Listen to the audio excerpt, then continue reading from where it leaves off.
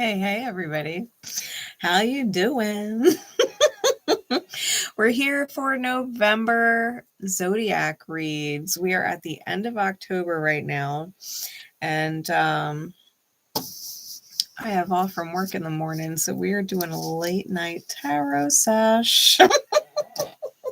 You guys can pick the order of the signs in the comments. I will have timestamps afterwards. I got a new deck. Hey, Risa. I got a new deck. I was in the mall with my son today because he loves the aesthetic of Ghostface, and it's Halloween, so of course Ghostface is everywhere. And we were in Spencer's, and Spencer's had their own tarot deck, and I was like, how fucking cool. I don't have it. So I do now. So we'll be using a brand new deck. Cancer, Virgo, Gemini, Scorpio. All right. We'll start with that order. Cancer, Virgo, Gemini. Happy birthday to all of our November Scorpios, by the way. All right, so Gemini, we got Cancer, Virgo, Scorpio. We'll start with that. Making sure my timestamp list is ready. Hey, Kristen, how you doing? Thanks. I appreciate that. This was not the color I was going for. It's semi-permanent. And y'all know how light my hair was underneath of this. So I got these semi-permanent colors by Arctic Fox. I got Wrath. I got their violet one and their pink one. And then I bought a semi-permanent, like light auburn brown to kind of subdue all the bright reds and stuff. And I wanted to get like that purple undertone, but like that vibrant pop of pink. Well, after it was on my hair, it looked like someone was 𝐬𝐬𝐿𝐸𝐷. It was so intensely dark red. And I was like, oh my God. Oh my God. Like Poison Ivy's Trash Baby. I was just like, so I'm in the shower washing it out, and it does look like a crime scene in my shower. But I washed it 6 times with shampoo trying to get that crazy red out, but this is what it resulted in. So I'm not upset. It's not what I wanted, but it's but I'll take a unicorn fuchsia any day. So here we go. I like the gray too, but I was over it. I was calling myself the old maid.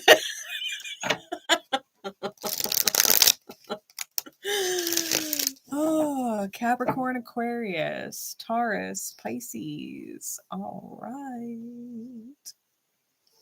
Let's get them on the list.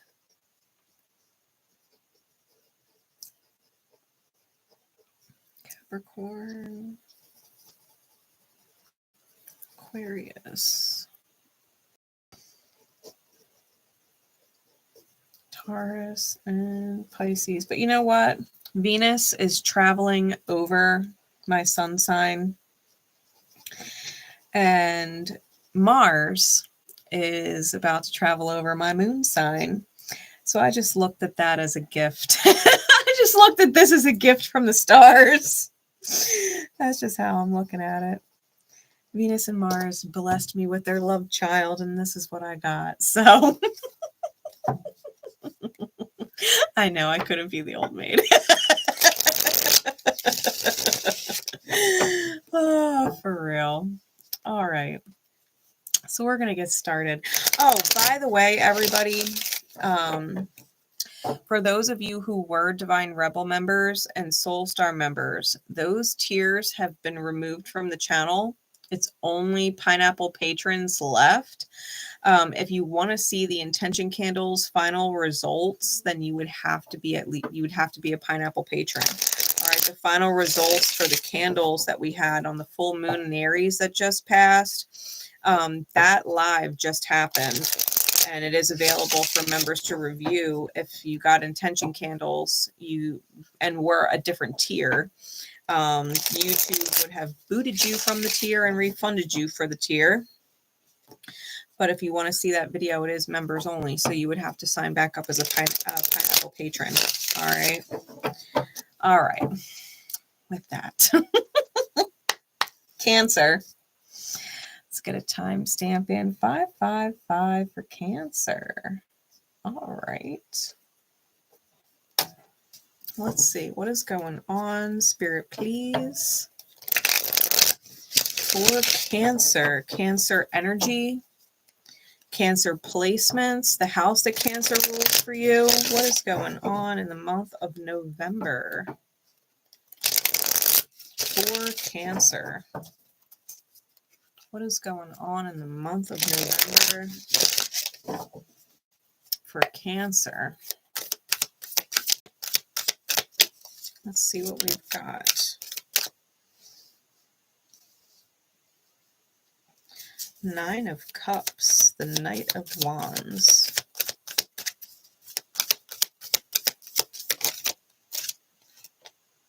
Seven of Pentacles. Take it a layer deeper for me, Spirit. We're going to do our 9-card spread. Six of Pentacles. Six of Wands.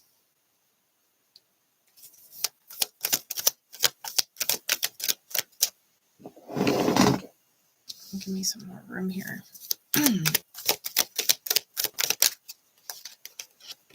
Three of Wands. All right. Three more clarifiers. Eight of Cups.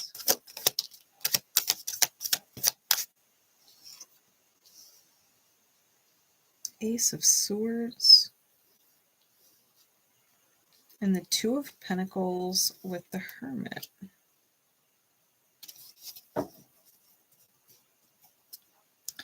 Bottom of the deck is the Star. Top of the deck is the Chariot. There's your energy, Cancer. It is the Centaur. So, Sag, you made an appearance in Cancer's reading last month.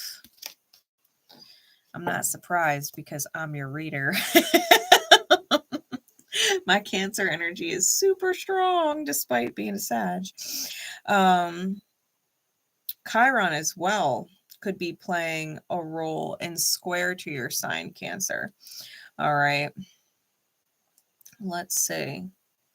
We've got Aquarius out here as well, and Virgo. Okay. So Cancer, for the month of November, I feel like you're pulling in, I think you're pulling in some divine favors.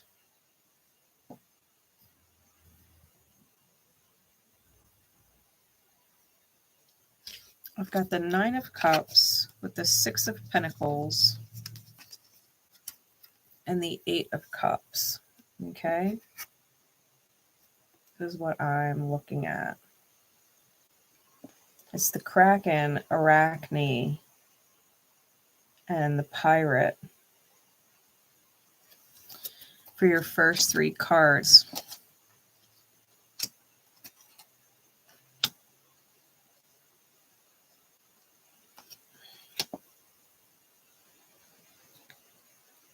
It's almost as if, because these two are both, they're both this kind of ship energy, right? The pirate's on the ship, and the Kraken is taking the ship under. Arachne is pulling on the web.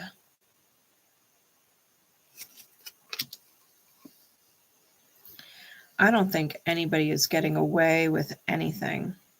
If someone's trying to steal some kind of energy from you, whatever form of energy that is, whether it's emotional energy, financial energy, mental energy, physical energy, I don't think they're getting away with it.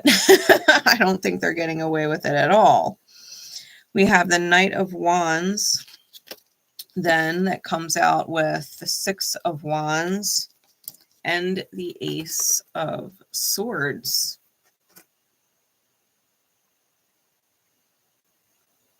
And I feel like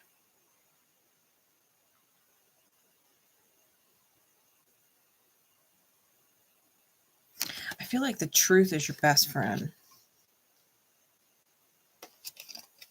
I think the divine knows the truth, even if other people lie or keep secrets. And whatever you're inspired to,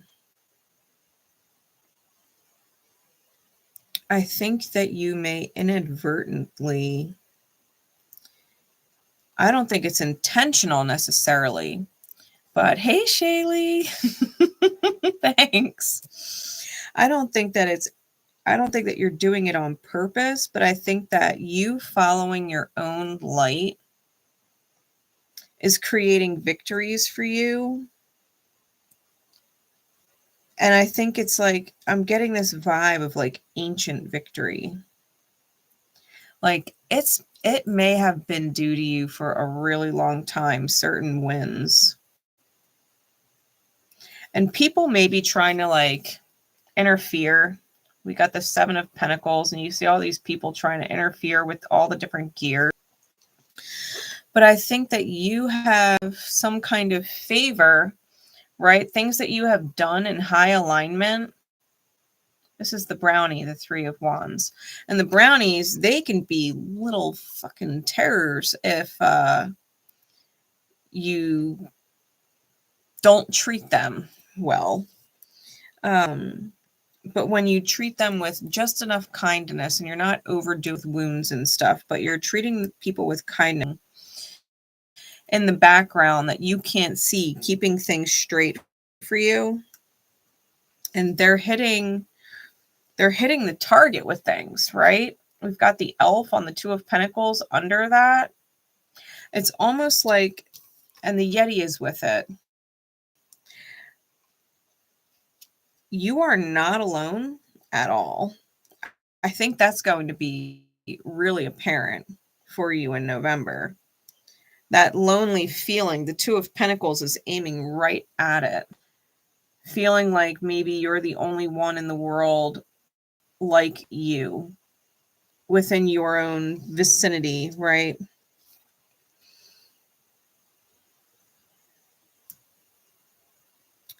I'm getting this image of the universe almost flipping a coin when it comes to certain people and deciding their fate.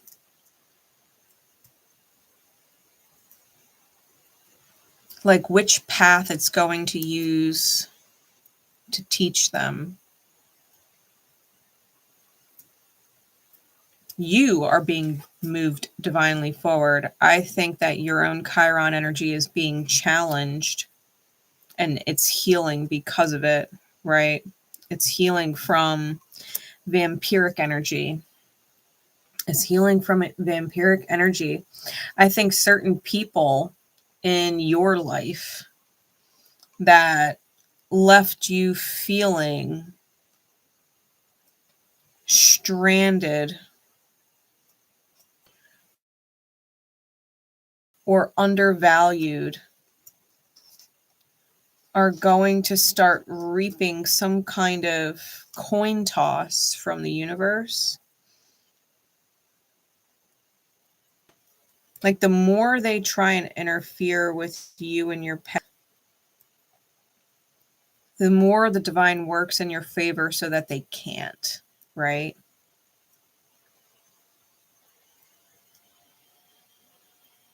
And I don't want to say you're on your high horse, because you are not. That is not your mentality, but you might literally be on a very high horse that is just not touchable. It's getting like Pegasus imagery.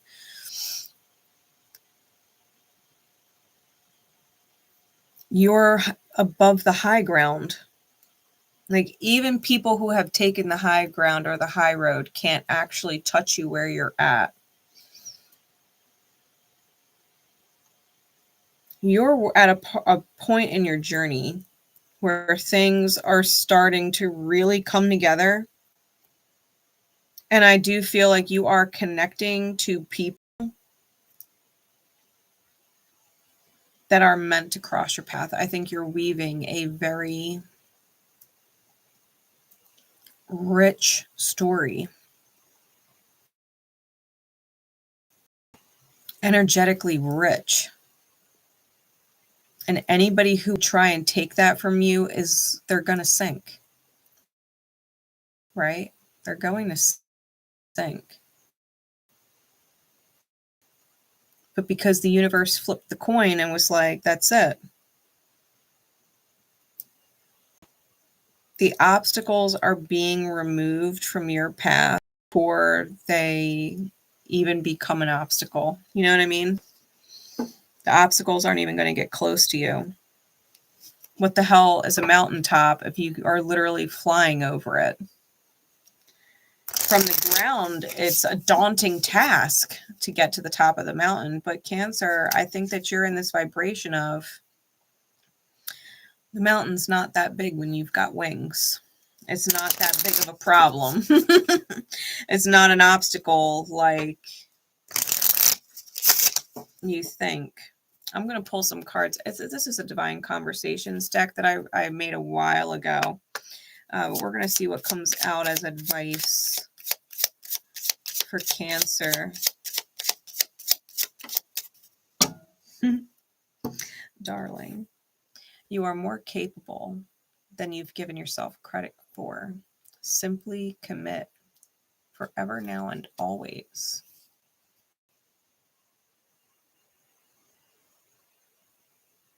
You are more capable than you've given yourself credit for. Simply commit. Commit to your wings, Cancer. Commit to your wings. Because you know what? Anything we try for the first time is always going to be wonky. Like riding a bike, it's always wonky when we first get on the bike. We never take off and fly the first time we use it. And I think that's no different with your wings. Like testing them out for the first time, it might be a little shoddy. But once you get the hang of it, you'll be doing loop-de-loops in no time. You know what I mean? Like you're going to be flying. So I feel like you've got some really nice energy coming in for you, Cancer, in the month of November. A lot of healing. I think if you've been dealing with some abandonment wounds and just feeling alone in the world when it comes to relationships, or when it comes to your career, or when it comes to family, or when it comes to friends, or when it comes to community, right? Feeling like people don't see you. I think not only are you going to be seen, I think people are going to kind of be in awe of you. Mark my words on that, Cancer. All right. Moving on. We've got Virgo next. If anybody else wants to call out signs, I've got Aries, Leo, Libra, and Sag left. All of the others are in queue. Thanks, Story. Thank you. Notebook's a good movie. I can't help but cry in anticipation of the end. That end scene where they're together. Oh my God. I cry just knowing it's coming. I haven't watched it in a very long time.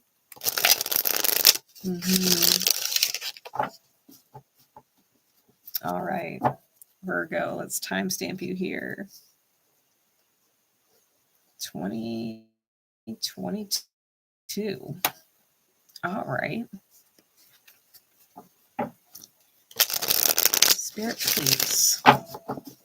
What is going on for Virgo? Virgo energy. The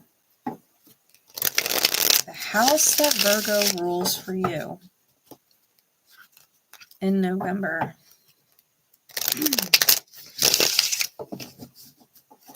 What is going on with Virgo?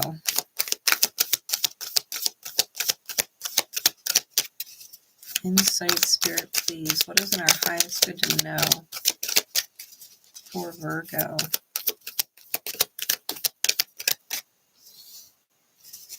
In the month of November.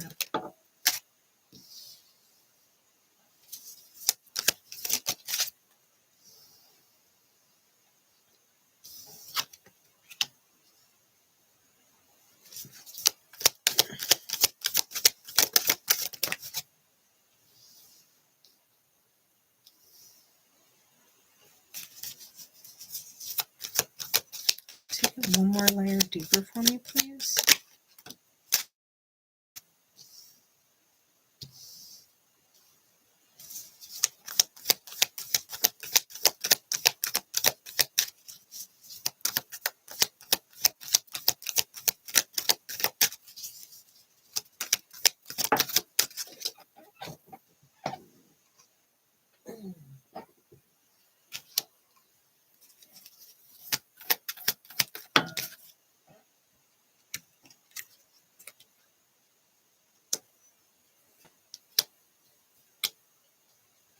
Okay.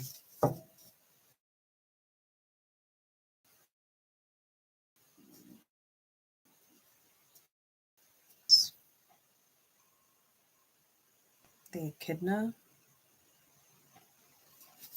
Top of the deck is the Seven of Swords.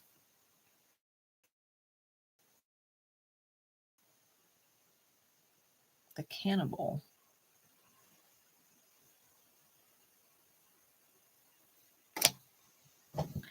All right, Virgo.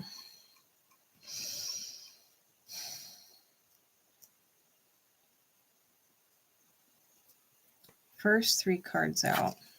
I got the Five of Cups with the Ten of Pentacles and the Ten of Cups.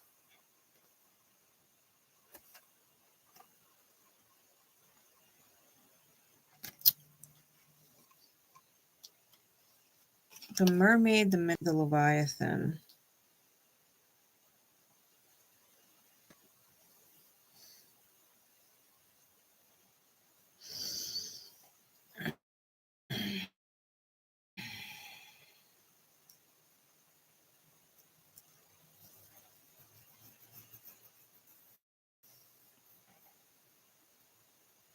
I almost get this vibe of needing to be rescued from the maze with someone. It's a quote unquote monster in the deep of yourself.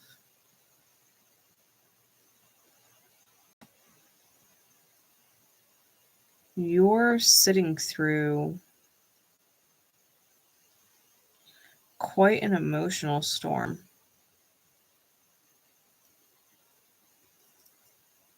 And I'm getting a lot of like ghost imagery and graveyard imagery. So the cards are interesting. Like the next four we have, or the next three, we have the Four of Cups, which is the ghoul, the Eight of Pentacles, which is the zombie, and the Queen of Cups in the reverse, and it's the Gorgon.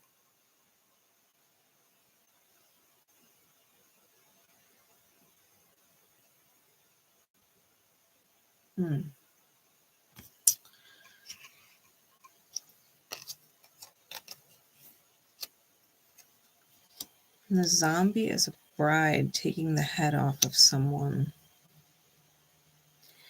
You may have someone pop up from your past or past life, take it as it resonates, but it's someone that you let go of, a dark flame. I'm being drawn to the black can on the tombstone down here. That's the Four of Cups in the upright.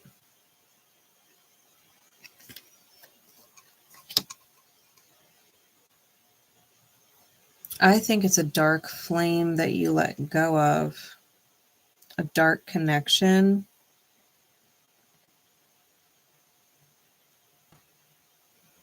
You could have been married to them in this life or a previous one, but they major betrayed you. The Queen of Cups in the reverse being the Gorgon, right? It's like Medusa.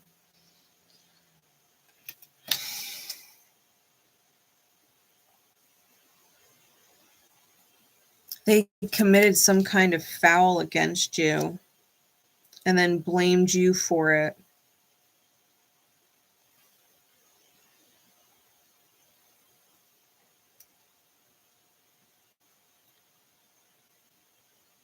Either outright to you or to other people.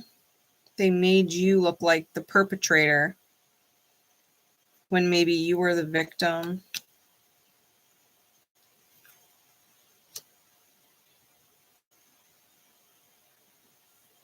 The Two of Swords comes out as the ghost with the Strength card, which is the Manticore. And then clarifying those two cards, I've got the Page of Wands, the Two of Cups, and the High Priestess.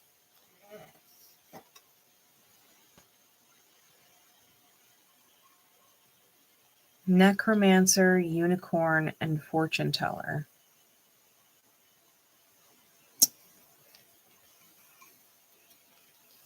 Really, necromancers control the dead or the undead. Two of Cups being the Unicorn. I feel like this is someone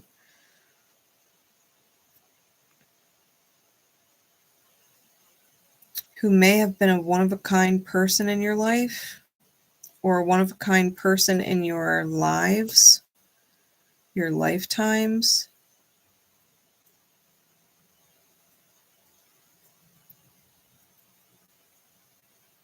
And I think your intuition warned you about this person, even if you fell deep with them.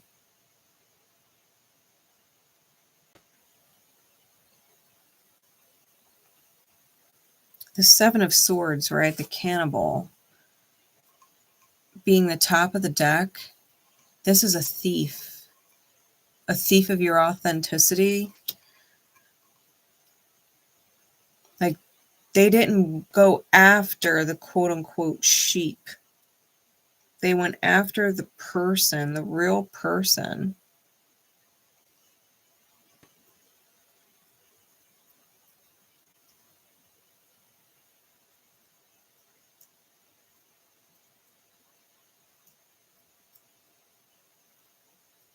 Yeah, the Mummy is underneath the Four of Pentacles. You're dealing with someone. Four of Swords is under that, the Vampire.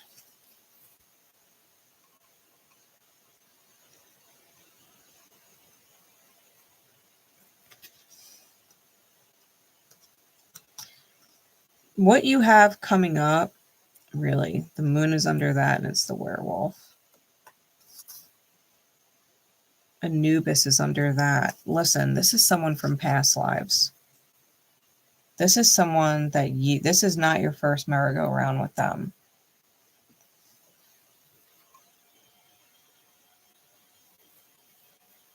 And they have held on to their connection with you and have resurrected some things.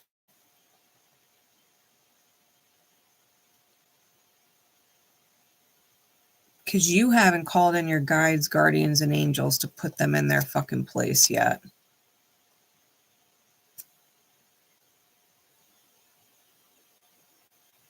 I would say they've been haunting you, but it almost feels like they've been terrorizing you. Emotionally, right? Queen of Cups in the reverse. And they keep coming back and they keep coming back. Like every time you're on the verge of happiness, they pop up. Every time you're on the verge of making a decision in your highest good or following a path in your highest good where happiness and joy is possible, stability is possible, they pop up in an attempt to ruin it. And I think thus far they have. I think that they've popped up and interfered multiple times.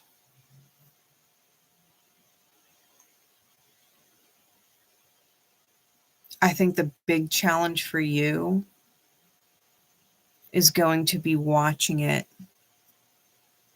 almost kind of shipwreck and sink to the bottom of the ocean. Like you've got to let them sink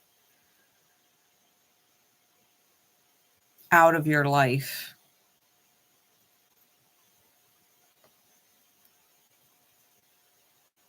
And I think you will get out of the maze, and I think you will get justice for it. Like finally. But you've got what is essentially a spiritual stalker. Someone who spiritually stalks you in multiple lifetimes.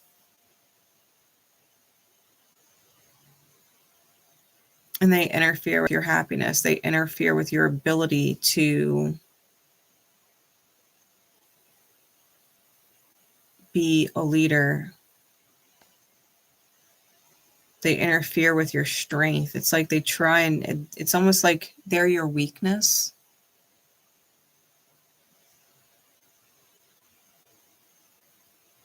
But actually a reflection of where you've been weak. And only when you cease to acknowledge that mirror are you actually in your strength. If they are your weakness, right, quote unquote weakness, if they are your weakness, then to release them from your experience forever, now and always, your weakness is gone.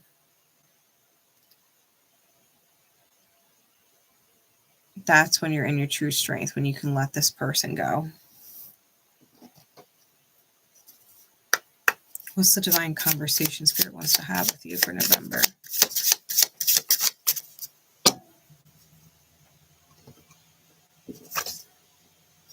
You don't see them for the toxic energy that they are, a demon in angel's clothing, hidden agenda and motive. I shit you not.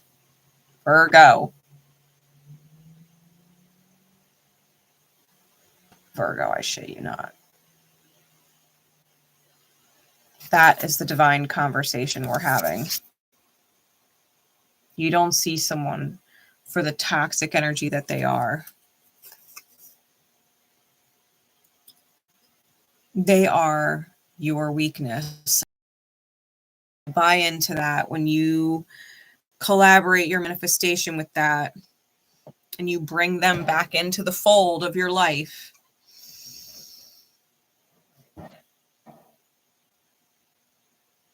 You sink. Fuck them. Fuck them, Virgo. You are not weak. And they would have you manifest from that place. You are not weak. But they've been spiritually stalking you. And they ruin it. They ruin it. Fuck them. You know exactly who I'm talking about. You might not want to admit it's them. because you probably love them very, very much. But you get fucked every time you welcome them back in, and they always come in when you are on the verge of your best path.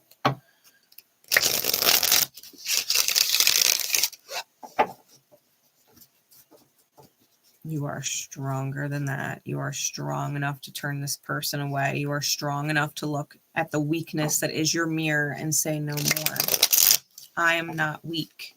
And therefore, this person has to go. That's Virgo. All right, we're going to get into Gemini. Yeah, correct. Good. Yeah, see them for what they are. See them for what they are. They're toxic shit. We're going to get into Gemini.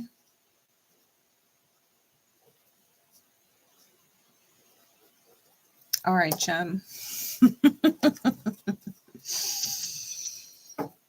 Gemini placements.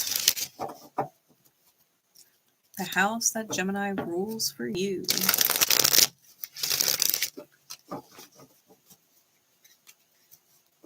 What is going on, Spirit? What is in the highest good to know for Gemini and their energy for the month of November? What is going on with gems? Okay.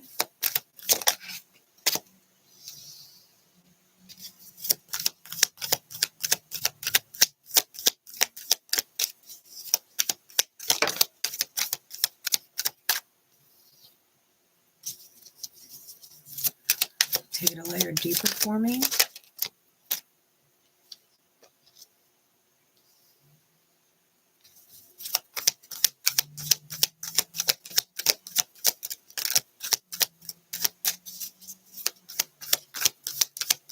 You got some interesting energy going on, Jem. We got lots of major arcana out here. Got Leo, Libra, Scorpio, Pisces out here. Sag out here.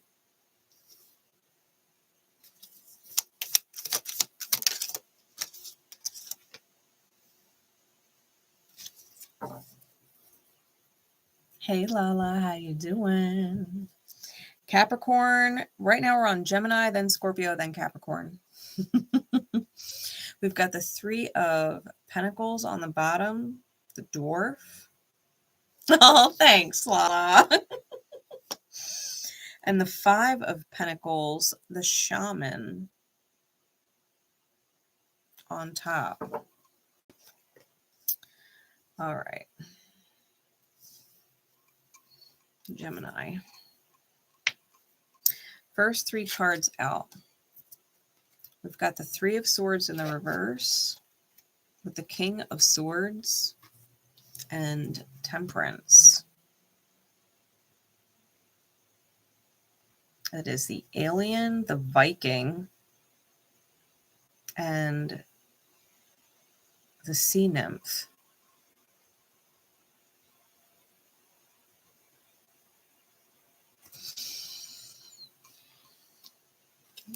You are coming out of some kind of pain caused by some kind of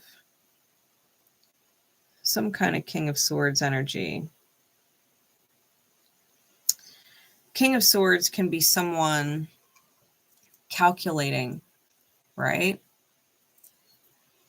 The King of Swords can be someone really calculating and cold, highly analytical, very much in the mind, right? A lot of mental energy.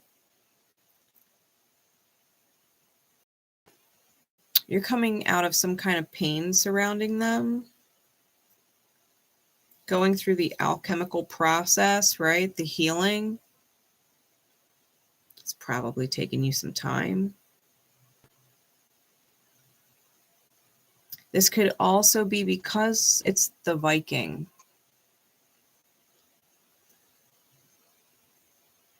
It could also be someone who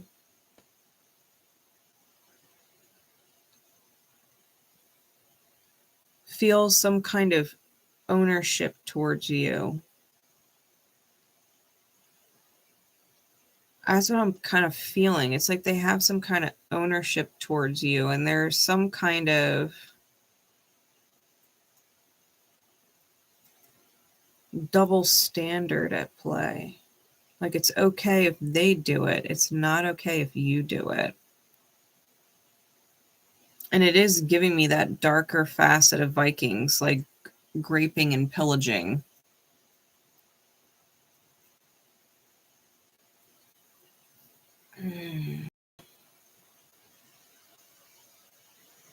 Like they've conquered you and now you belong to them. They itemize you. You're healing out of that, right? That Three of Swords reverse of Temperance, you're healing out of that energy. You may be becoming quite calculating yourself. Hey, Megan. Thanks. We also get the Strength card with the Death card and the Ace of Swords. That is powerful 3 cards right there. The Manticore and the 𝐬𝐫𝐿, tomato, and Death, right? Death being in the center of your reading. Leo and Scorpio, I mean, those are a natural square to each other.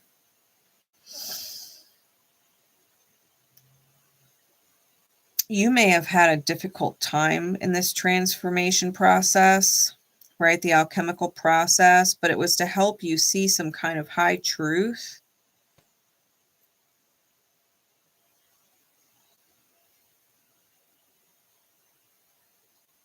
About your worth,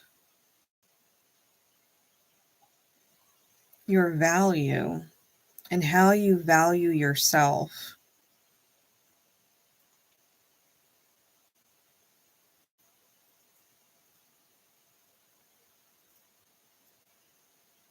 That someone can't just slap a label on you and force you to own that label, no matter what that label is, whether it's an employment label or a relationship label or a family label. Like, they can't just slap that label on you and make you beholden to it, you know?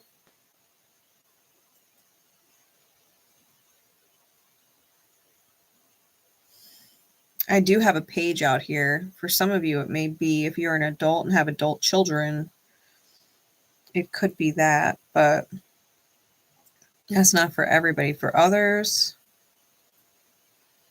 could definitely be a relationship, just because I've got Libra out here.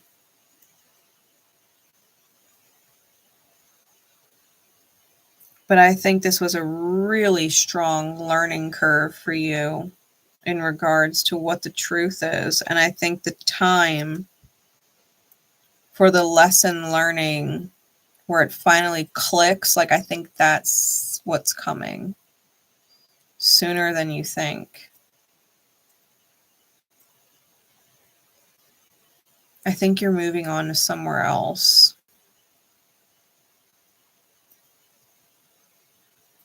Pluto being at that final degree of Capricorn and moving into Aquarius.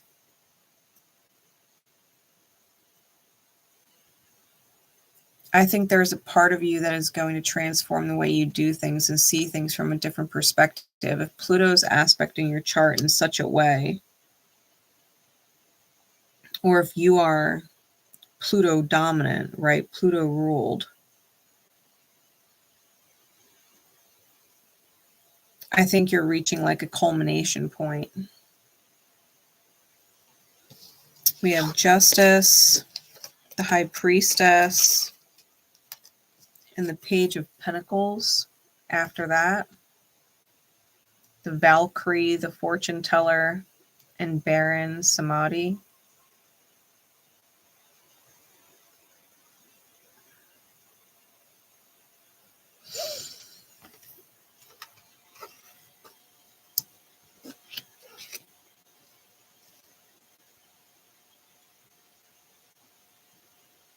I think you're in partnership with an angel, but I don't think you realize who they are.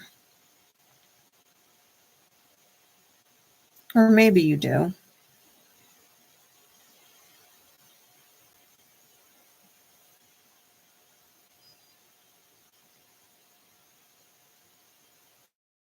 But you have someone fighting on your behalf.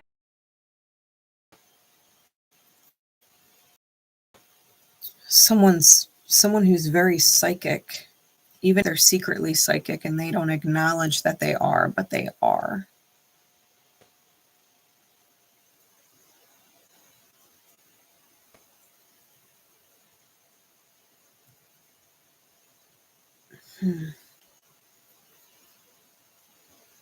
You might be dealing with someone who plays with fire, who plays with snakes and thinks they can control them.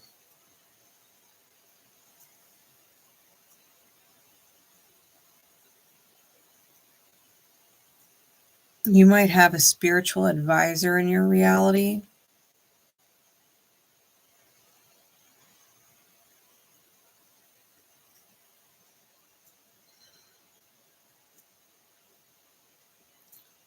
Doing their best to help you see they're healing something. Or they know the healing that other people connected to you are going through.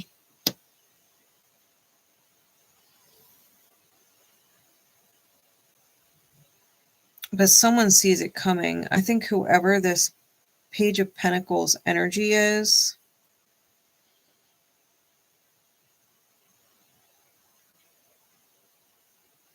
I'm getting like con artist-y vibes.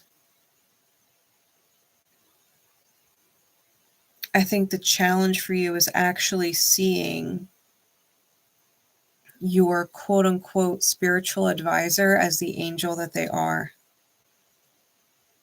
And that the pain you're going through with someone is meant to transform you, is meant to help you evolve into a better, stronger version of yourself. Someone who's more clear, help you tune into your own intuition, your own psychic faculties, the truth of things.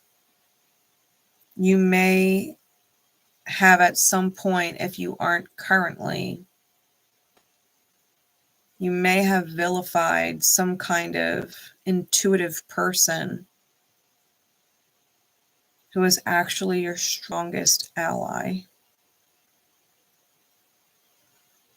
If you were to release the pain you're in with this Page of Pentacles. The Five of Pentacles on top with the Three of Pentacles on bottom and the King of Cups under that.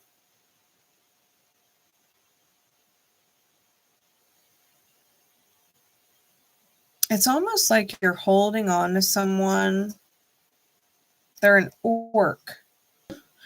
You know, like they're an orc. They're not gentle. They have this,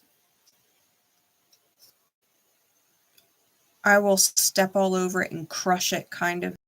You may have some kind of financial aspect tied to them, but they have this I will crush it mentality.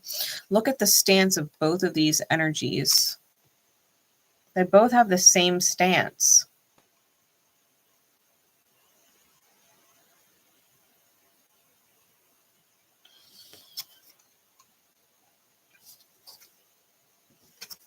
Someone who deals in brute force.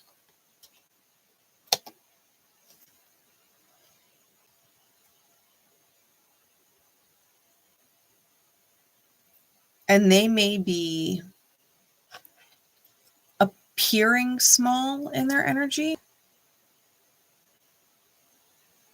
Like maybe they're letting you think you have control,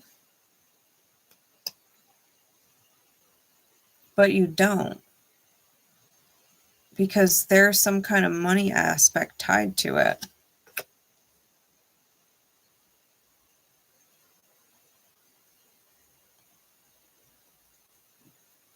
Stay diligent and privy to who and what is going on around you, Gem. Especially with all of the Piscean energy square in your sign.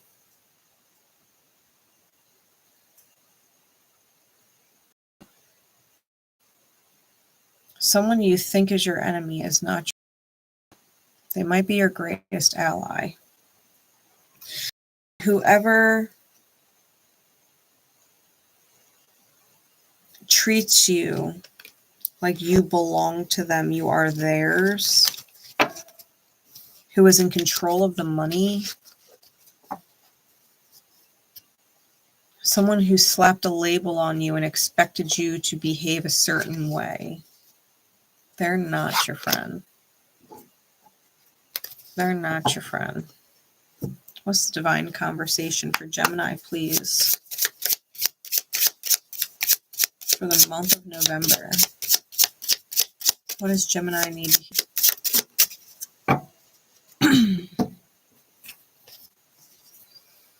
Yeah, you have an unexpected... I shit you not, guys. You have an unexpected ally, someone you haven't connected with in a while. Reach out.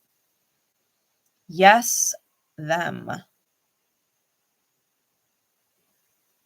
That is the first card that came out for you. We got one more. The second card says, what's meant for you is meant for you. Stop thinking you screwed it all up. Life, relationships, love, finances, you didn't screw it up. You create opportunities to learn, and now you must seize alignment to grow. Evolution.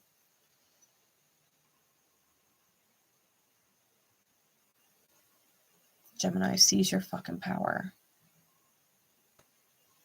Seize your power.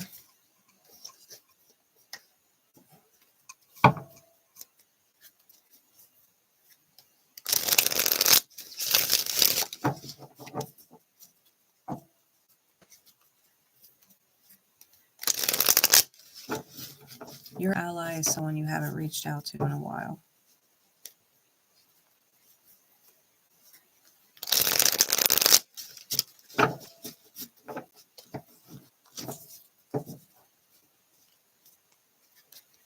All right.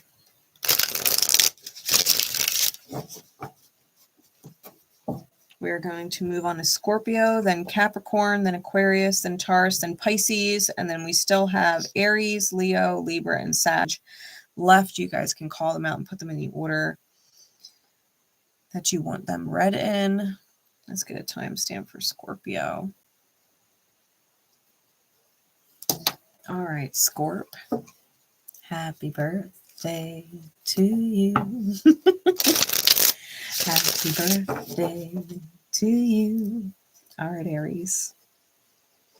Happy birthday, dear Scorpio. Happy birthday to you. All right. Spirit, please. What is going on for Scorpio?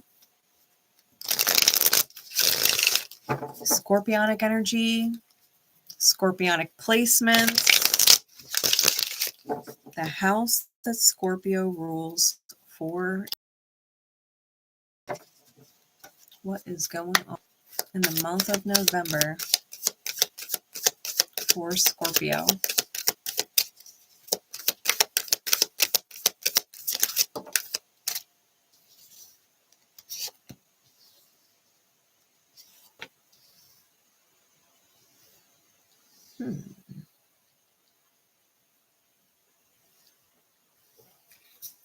Take it a layer deeper for me. There's your card.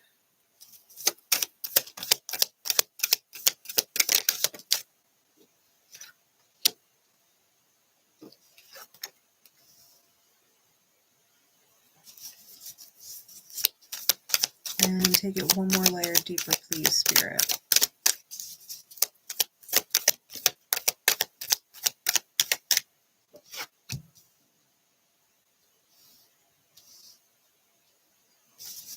2 more.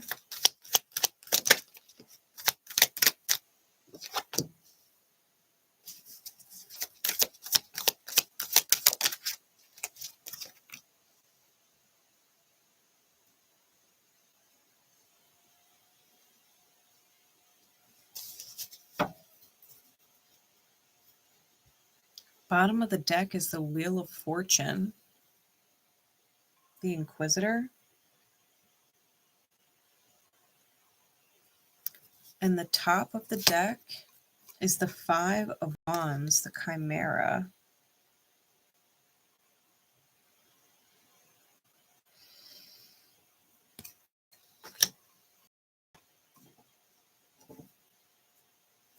Scorpio. Wheel of Fortune, the 4 of Wands is under that, with the Tower and the 10 of Wands, the Dragon. Got this black dragon energy.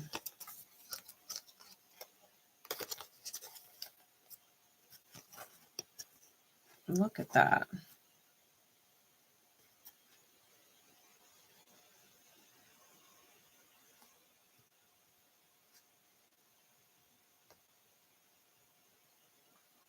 Really, the gargoyle's a black dragon, and so is the 10 of Wands. That 4 of Wands is the fairies. You know what, Scorp?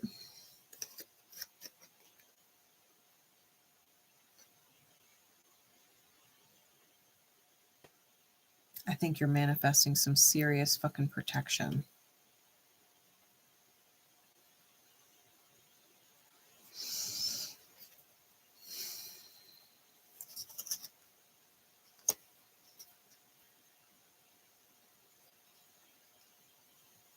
From people who would turn you into fucking soup. Would cook you like a fucking soup. I think you're manifesting a serious protector.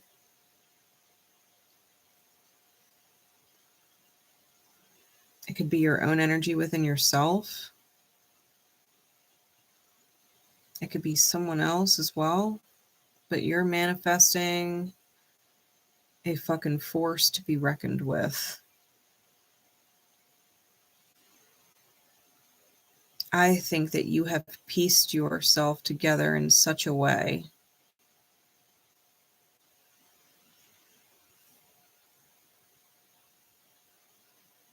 you are intimidating, except to other people just like you. I feel like I need to pull my dragon cards. They're literally right here. Let me pull it real quick before I get into the rest of these cards. Okay.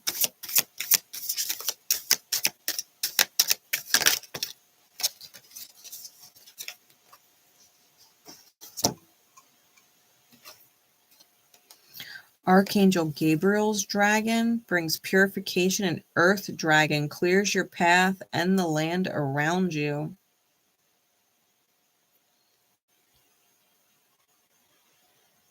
All right, Scorp. Self-discipline speeds ascension and brings joy. Archangel Gabriel's diamond. Stay grounded and be ready. Stuck energy is clearing. You can move forward in life.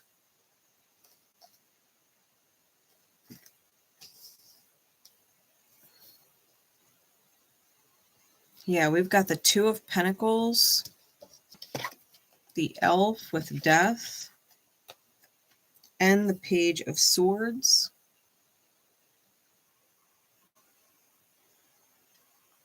I think you're sniping out the Headless Horseman. This is someone who doesn't use their fucking head.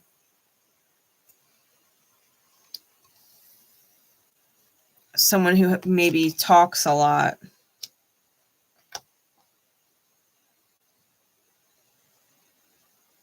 But you've gotten stealthy and light-footed.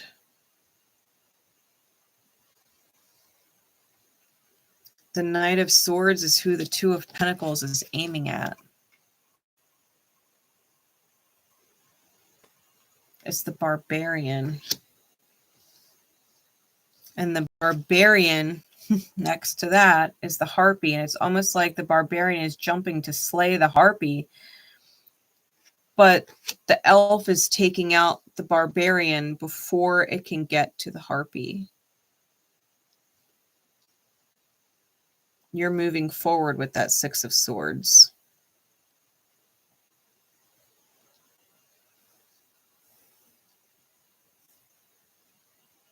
Really, the Knight of Swords comes out with the Knight of Pentacles and the Seven of Pentacles. The Barbarian, the Warrior, and the Gremlins.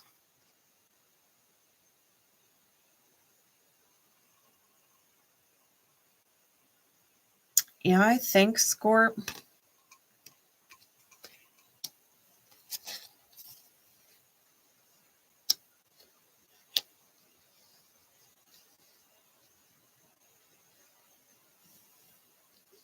I think someone's hella pissed. I think they've got their guard up. I think they're rocking armor. I think they're swinging with all they've got to try and meddle in the things coming for you. But you've got the Six of Swords, that harpy energy, with the Ace of Pentacles and the Ace of Swords.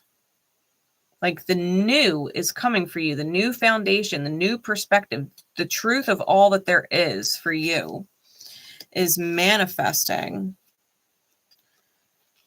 The Mandragora and the 𝐬𝐫𝐽.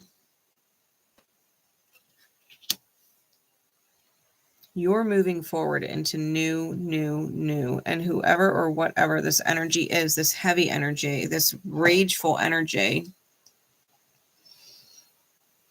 primitive almost, like they will never get you.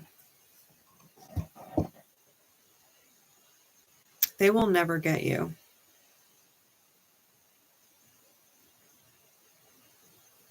Your new beginning will never touch it.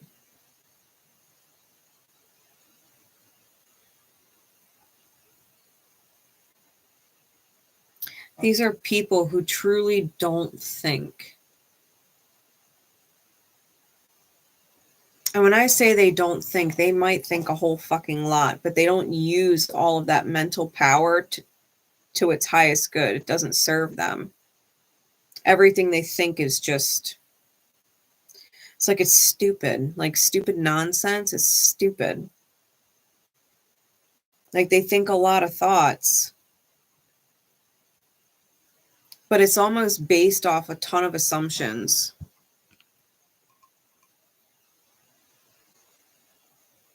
And delusions, like things that aren't real. They're definitely not thoughts connected to source. You know what I mean?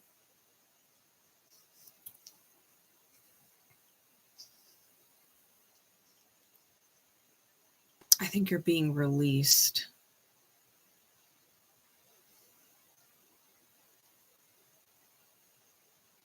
And once you move forward from whatever, whoever this is, you're being hella protected. Right? The gargoyle, the black dragon, Archangel Gabriel, like you're being way protected.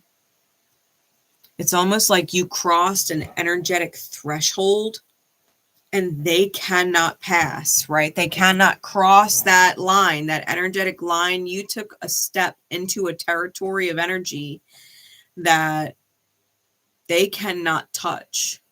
It's almost like a barrier, like a spiritual barrier between you and them. Like the energy,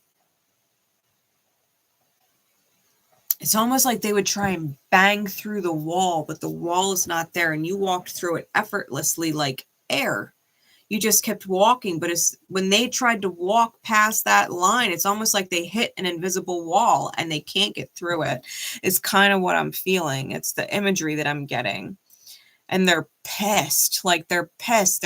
They're angry because they can't get to you where you're at.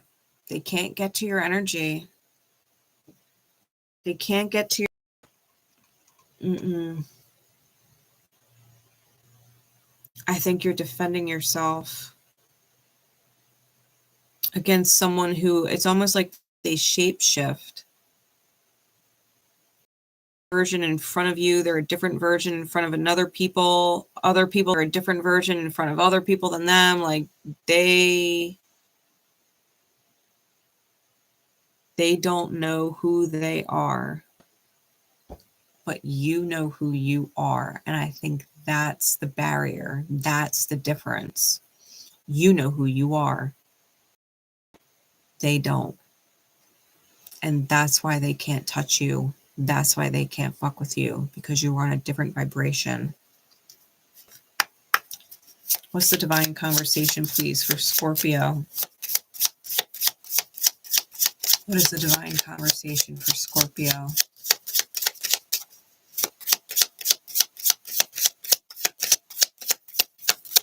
For November.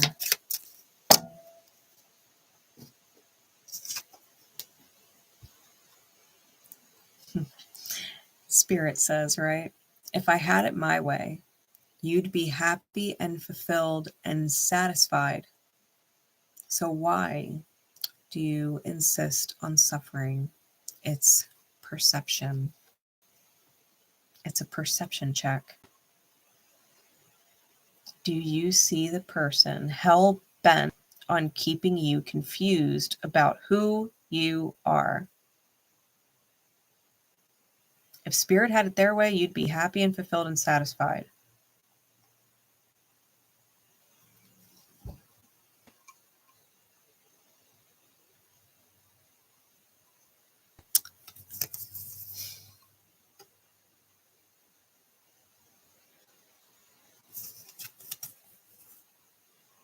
Don't be blind. Who are you connected to that truly doesn't know themselves? Who shapeshifts? Who becomes characters in movies, you know, because they idolize them? It's that kind of energy. Someone who wears so many masks and you can't get the real them, because as soon as one mask comes off, another one's there under it, and another one's ready to slide over it. Like they never really reveal themselves, is because they don't know who they are under there. And I think the reason why you've been so close to them or in close proximity to them for as long as you've been is because maybe you didn't really know yourself. Maybe you were still figuring it out. But you've reached a point where you have figured it out, who you are, what you want, what you're worth, all of that.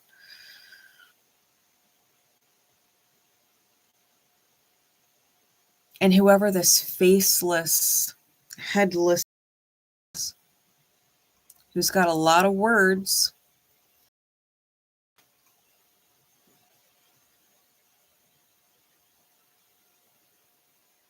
but not a lot of reason. I think as soon as you realize who you are and the new coming towards you, because you've got Ace of Pentacles, Ace of Swords, new. I feel like this person's going to disappear from the experience completely. I think they're going to disappear completely. Stuck in this space that is just... that has barred them off.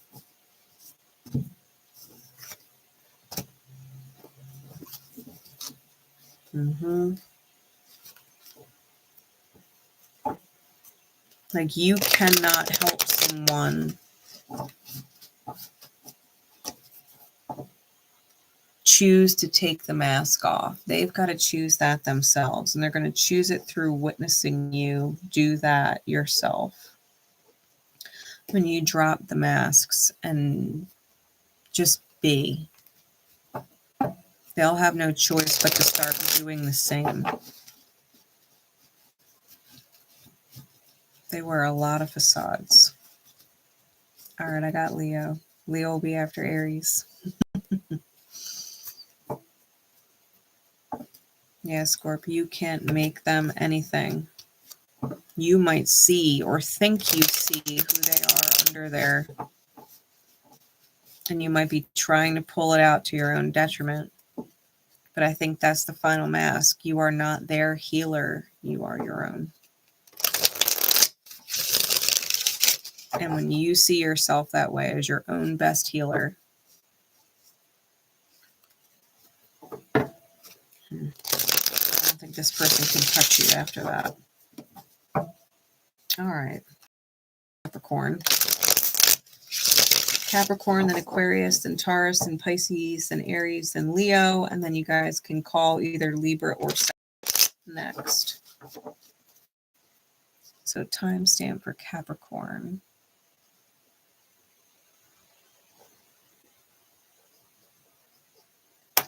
All right, Cappy. How you doing? Here we go. Spirit, please, for Capricorn. Capricorn placements and the house that Capricorn rules for you.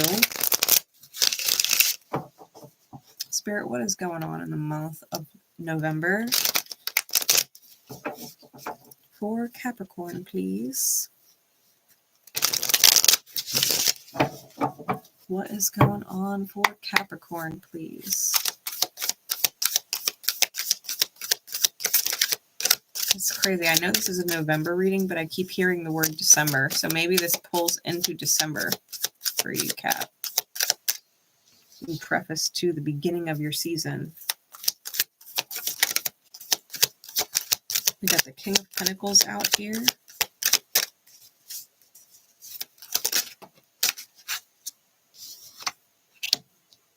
The Ace of Cups. And the Four of Wands. We've got the Six of Swords.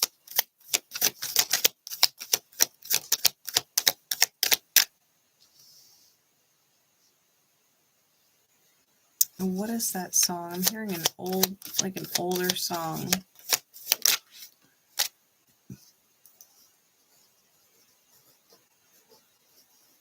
Sag and then Leo, the order has been spoken. It might be the wrong lyric, okay? So forgive me. But I'm hearing it like, man on the run, man on the run. What is that song? You'll have to let me know because I don't think that is, I don't know if that is the right lyric. Man, I don't know if that is the right lyric. That's the way I'm hearing it.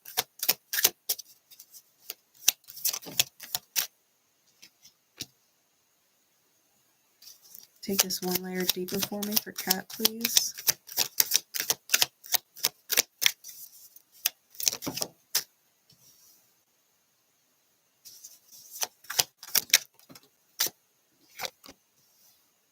We've got Lilith out here in the middle of your reading.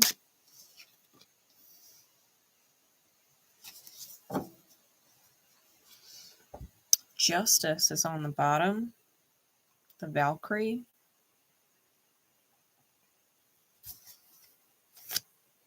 And the Hanged Man is on top. The Imp.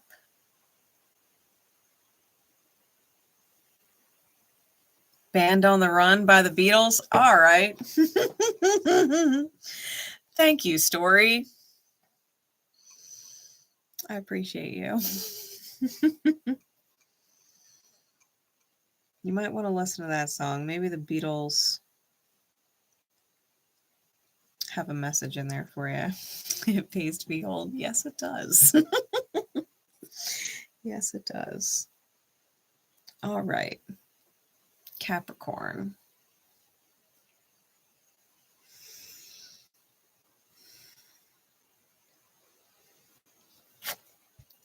The King of Pentacles came out with the Six of Swords and the Page of Wands. The Leprechaun, the Harpy, and the Necromancer.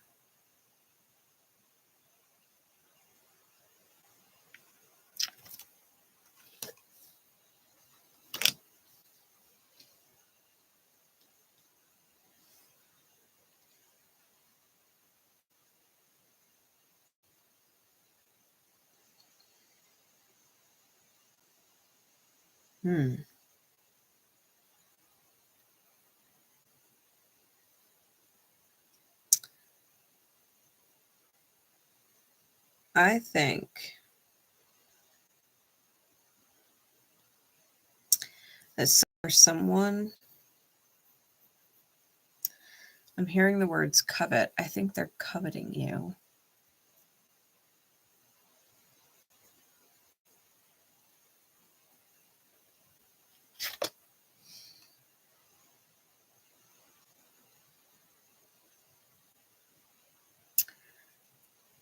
I think there's also this energy of someone trying to sell you something you don't need. And it could be an idea or an item, it doesn't matter. But whatever they're selling, a relationship even, whatever they're selling, you don't need it.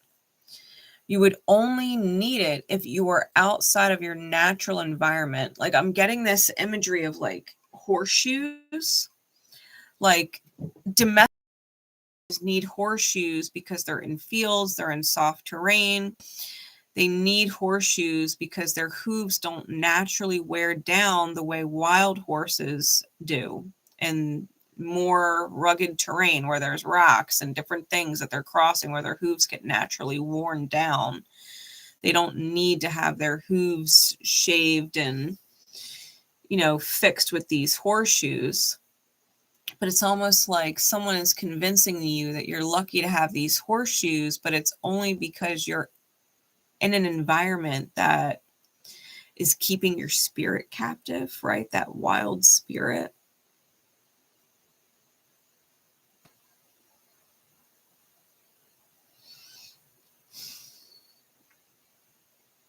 Something about Uranus and Taurus being in trine to Pluto at the end of your sign. And Lilith pinging back into the final degrees of Virgo.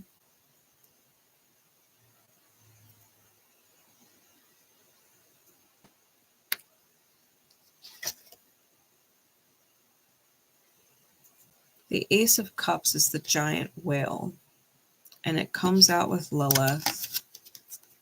And the Six of Cups, which is Jenny Greenteeth. I have to look up her mythos. She's new to me.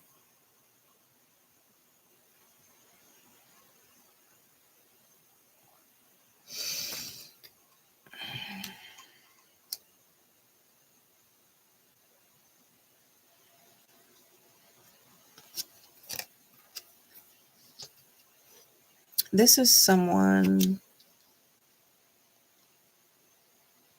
I think it represents someone you cared a lot about, but it has some kind of Lilith connection, like literally Lilith in your chart. And Lilith is a rebellious energy, but it can also be something that you're defiant in regards to.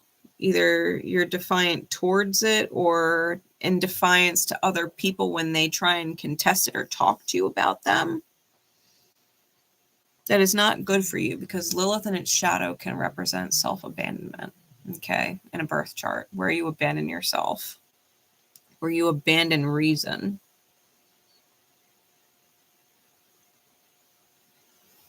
In its light, it is the liberation of the self or self-discovery.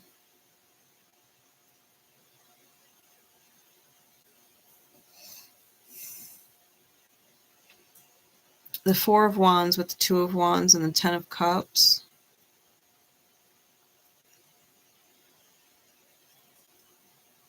I think you have a really pretty vision of two people working together towards something in sync with each other, right? Equally with each other, equal investment of energy, no matter what the different energetic currencies are.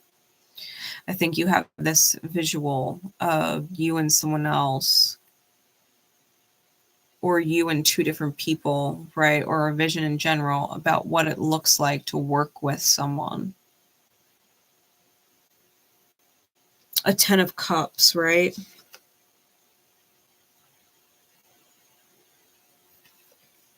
But I think who you're looking at as this potential in sync equal has some really interesting emotional demons. They might have some serious mommy issues. Regardless of their own gender, they've got issues with their mother, deep emotional wounds. And if you have healed your relationship with your mother, or have a healing relationship with your mother, or your mother is a healing type of person, I think a part of you wants to rescue them from that mother wound. And that's where you might be abandoning yourself with them.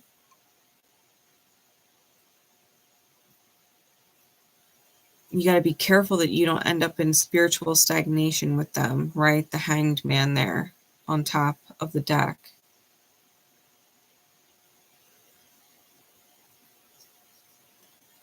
Justice on the bottom. With the Five of Swords, which is the angel in this deck.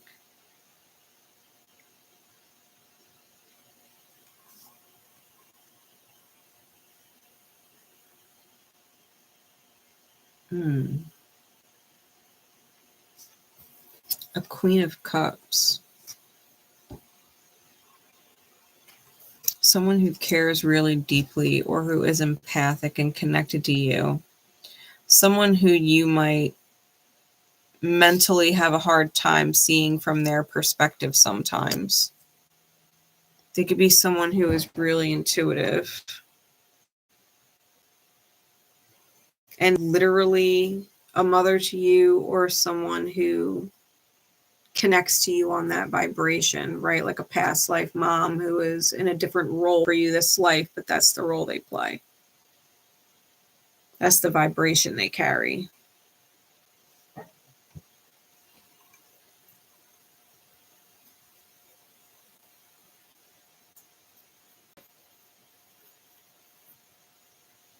Because they might actually see this and be trying to get you to see what they see without telling you, you know, what to do. I don't think anybody can boss Capricorn around. But it's like they want you to come to your own conclusion about it.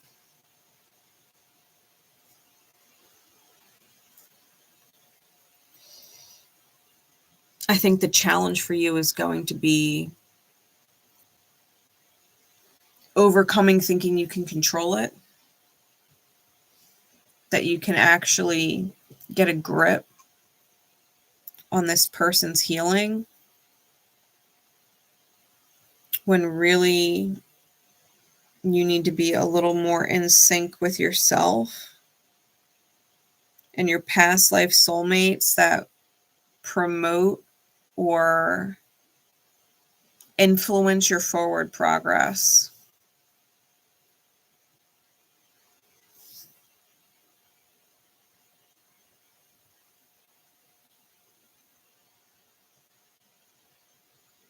Because there's definitely someone in your experience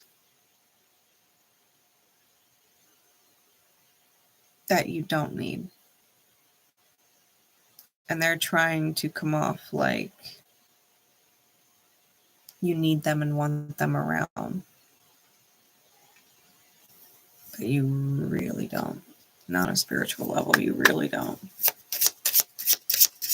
If you need them around, it's because you're learning something. You're learning something about loving yourself. What's the divine conversation, please? For Capricorn in the month of November.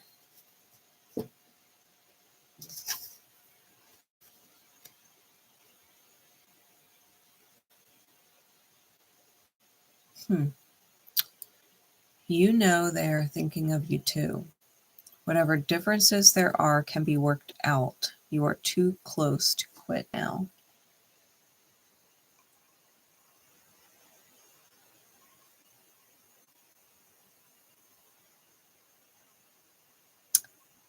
Capricorn, I'm going to take this a couple ways, because if you do have a Lilith person in your environment, your immediate thought would take that as they're the ones that you can't quit on. Okay? They're the ones that you can't quit on. However, I think the differences may be you and your higher person, your empathic person, thinking that you can revive whatever this is. You're too close to quitting on yourself. Don't quit now, right? I think you've been working on yourself.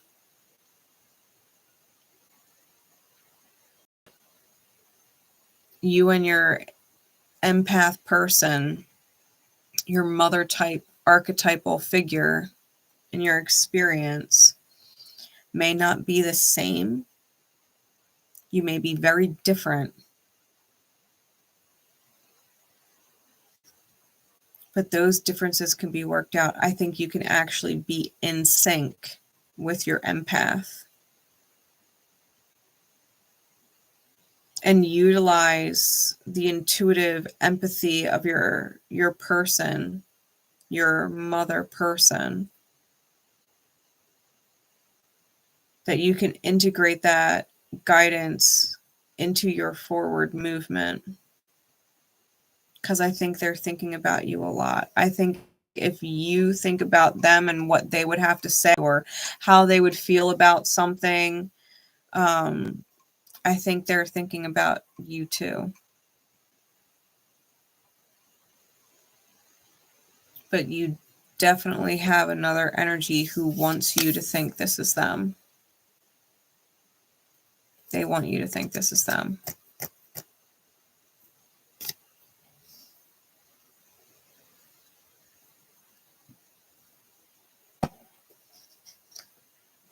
Watch out for that one, Scorp. Give me one more, please, Spirit.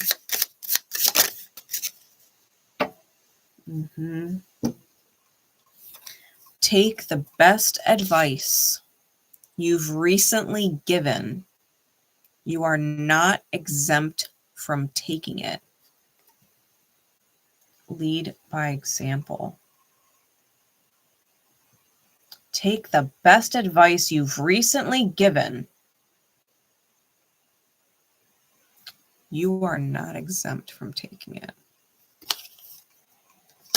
All right, Scorp. Guidance for November. Whatever advice you would give somebody, I would challenge you to apply it in regards to them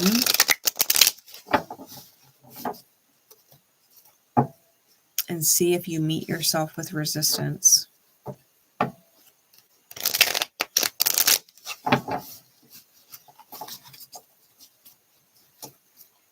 All right, Aquarius, then Taurus, then Pisces, then Aries, then Leo, then Sag, and then Libra.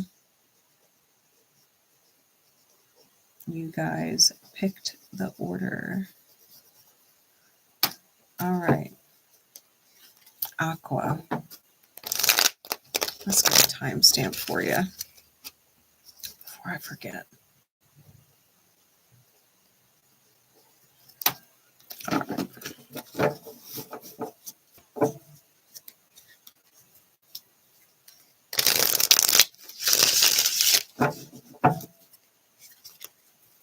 Spirit, what's going on with Aquarius in November?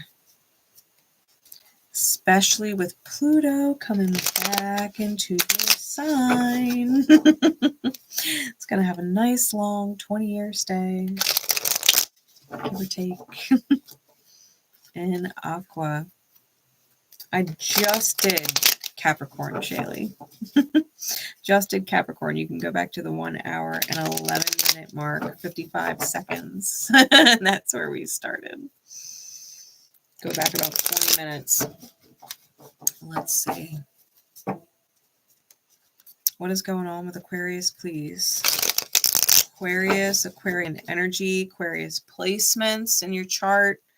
The house that Capricorn rules, or Capricorn, Aquarius. The house that Aquarius rules for you. What is going on in November, please? Okay, what else?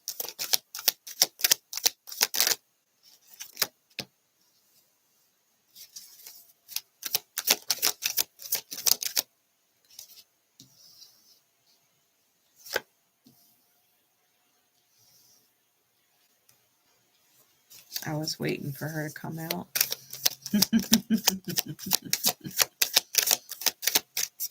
Yeah, I did Scorpio.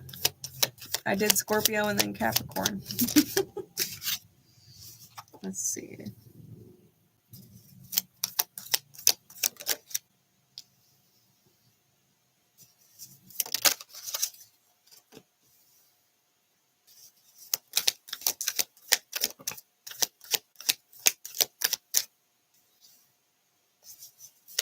And one more.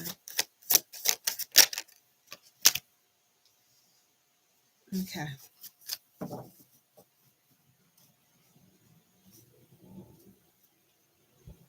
We've got the Two of Pentacles, the Elf on the bottom.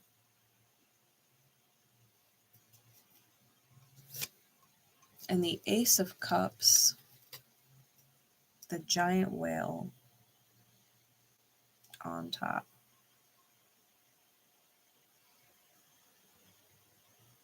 All right. The giant whale. I believe that might be the constellation Cetus. Cetus. Hey, Carly, how you doing? Thanks. All right. So, Aqua.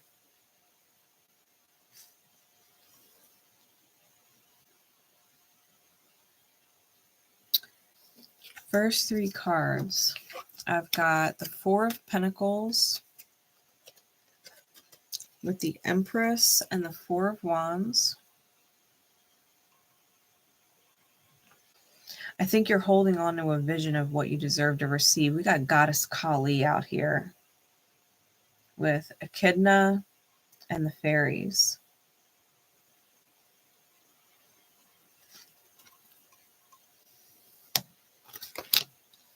Goddess Kali just came through for an aqua, I know. Shout out to you, McKenna. Goddess Kali is definitely supporting you. Aquarius. And with Pluto transiting through your sign, it really is the destroyer of the destroyers. Like, Pluto gets a lot of crap for its destructive energy, but people forget how beautiful its rebirth energy is, and that the old has to be destroyed in order for the new to come in. I think with Kali coming through here for you, whatever you've been holding on to, I think Kali's going to come through like magic with the fairies. I think the old vision of whatever you've been holding on to is being let go of. 434 might also be synchronistic because it's the Four of Pentacles with the Empress and the Four of Wands going down. But then from that corner on the diagonal, I've got the Four of Pentacles with the Three of Wands and the Four of Cups. So I've got another 434.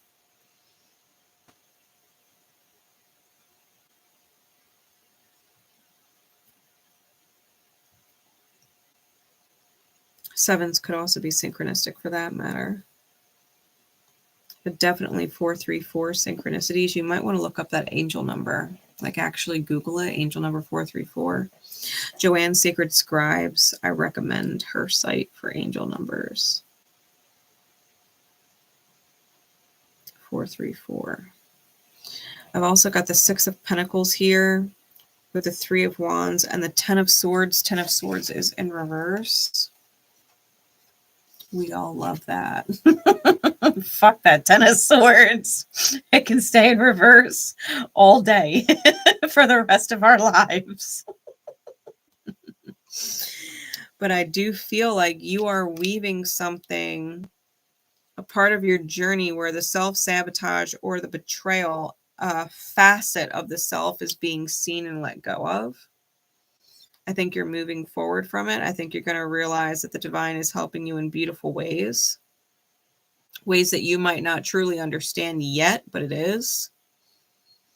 I've also got the King of Wands here, which is Anubis, with the Eight of Cups and the Four of Cups for a total of 12 cups.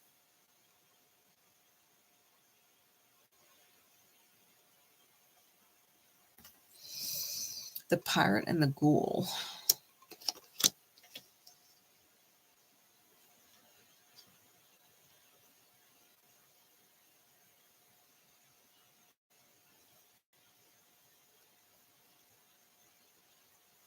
I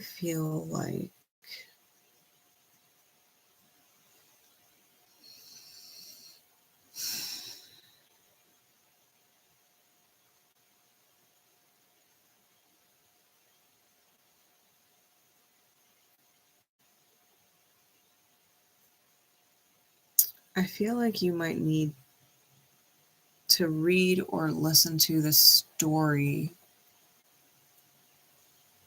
of Jonah. Is it like a biblical story?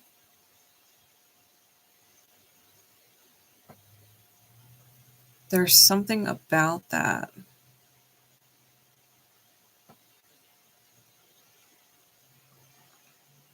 Tied to the constellation Cetus.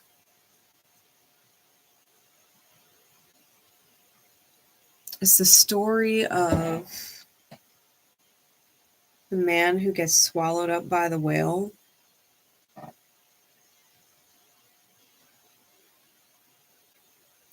Because he was trying to escape his fate. And the whale swallowed him up and brought him right back and said, no, you have to do this. You cannot avoid it. It is destiny, right?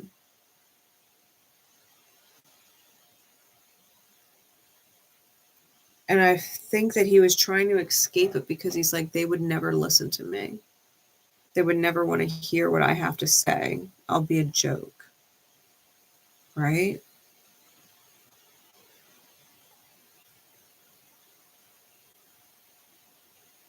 But they did listen, they did listen, and it changed the course of history. Anubis and Kali are definitely working with you as your guides and guardians.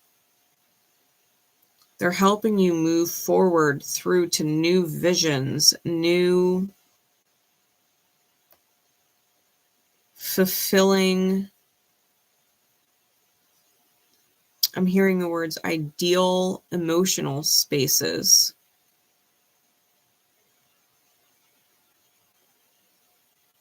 Where the ghouls or pirates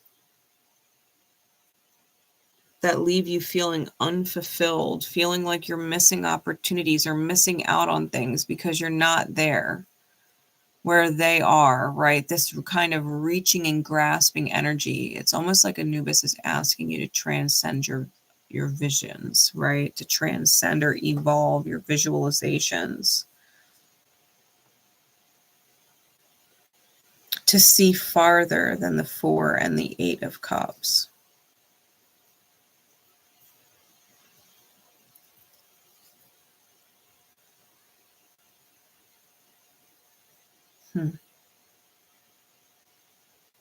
For some of you, not all of you, the divine might be aiming at as a succubus energy.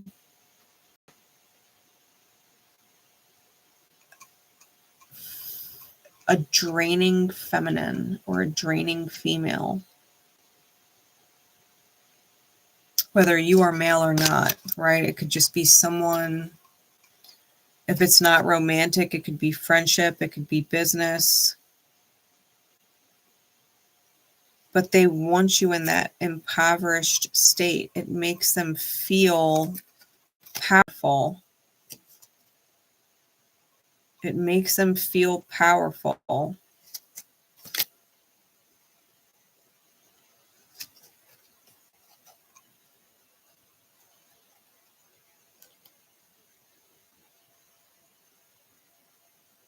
And they love that they have that kind of control over your mind. That they could be in your reality and make you feel lack or less than.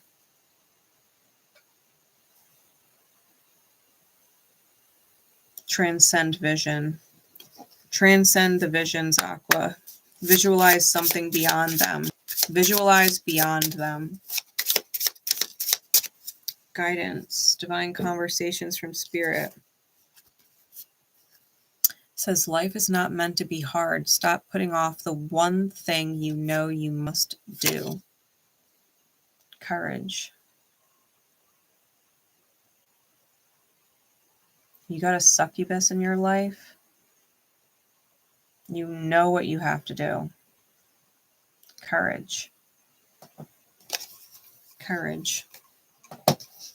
Aqua, you got this. You got this. Self-sabotage, no more.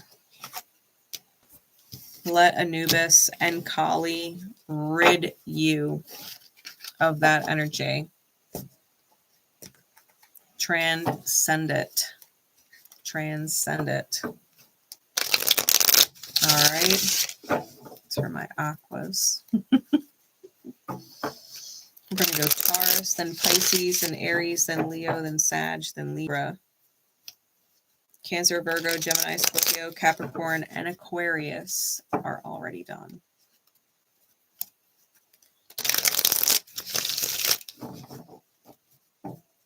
All right. Timestamp for Taurus.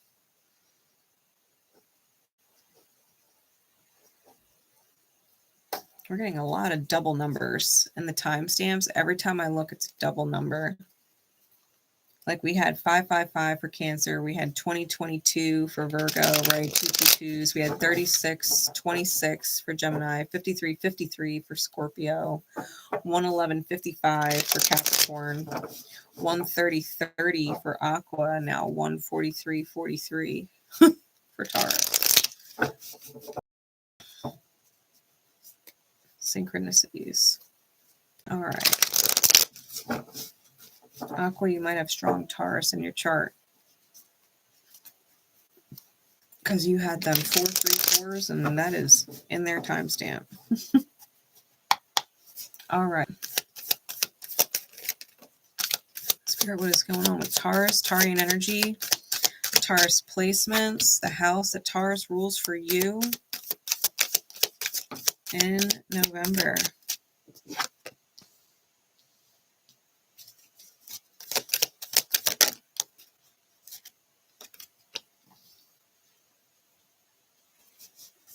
Alrighty. Take it a layer deeper for me.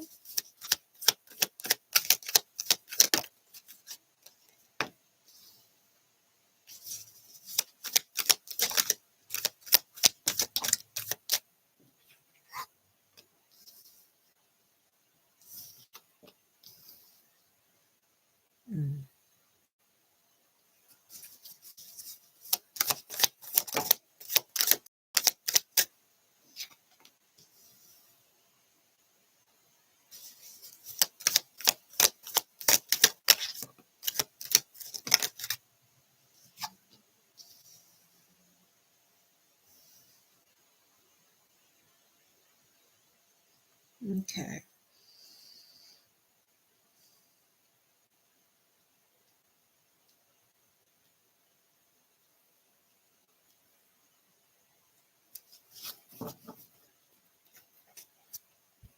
Bottom deck is the Seven of Swords, the Cannibal. top of the deck, the devil or demon, which I think is super interesting because we also got the Page of Cups out here and it's the satyr.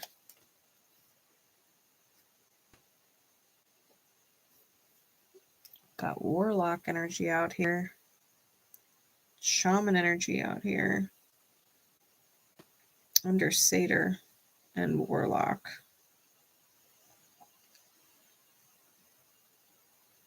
Okay, Taurus.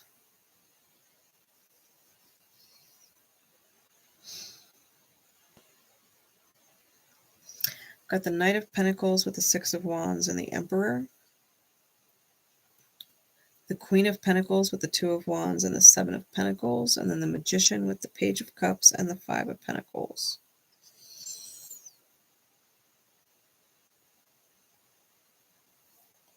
Okay.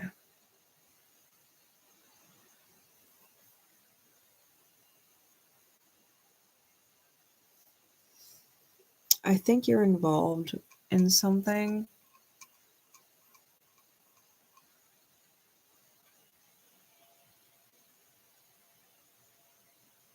that if you either, one, don't play your cards right, or two, get the hell away from it altogether. Because it's misaligned, I think it could chew you up and spit you out. For some of you, it's a person, a very tempting person who sings to your soul wounds and potentially who wants you to share yourself with them. If you are in a relationship, this would be someone who is okay with the idea of you being unfaithful to your partner. They might also have a partner and be willing to be unfaithful, right? Someone, I'm getting this idea of sharing. Problem is it doesn't come without a price. The price is a 3D price.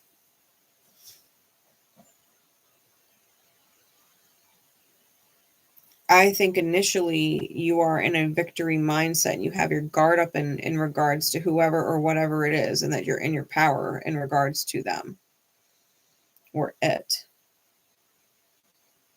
But I think they try and chip away at it over the course of time. Like they're persistent. Maybe they have a way with words. Maybe there's definitely some attraction there.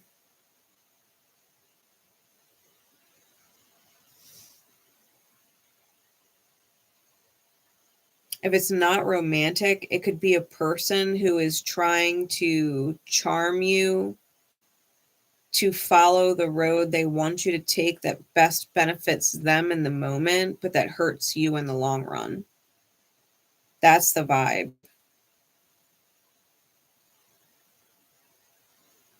And at first you might be defensive against it, right? Standing up against it, strong against it, like almost like a machine.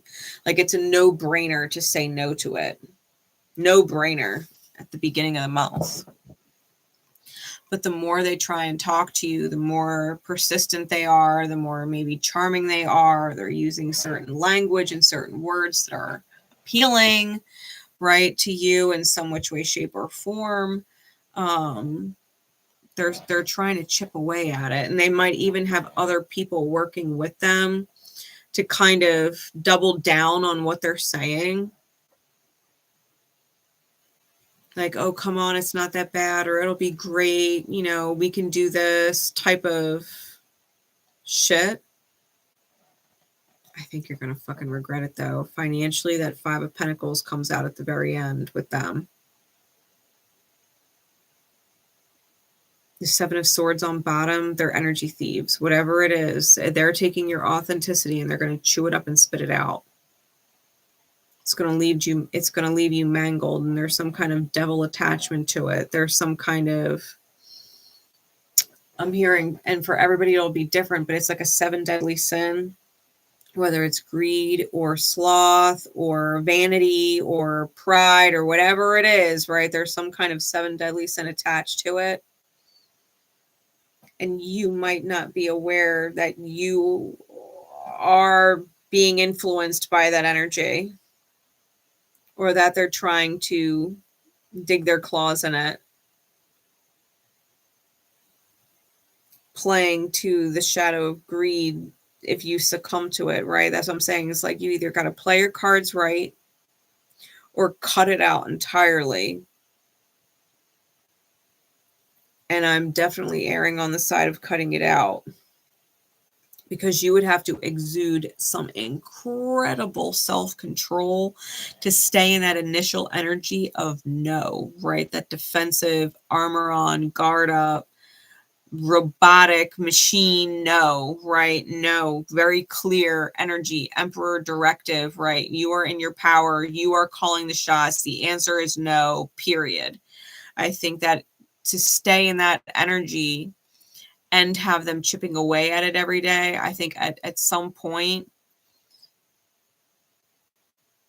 they would chip away enough. And that's just because we're human. It's not because you're not strong enough to handle it, Taurus. It's because you're fucking human.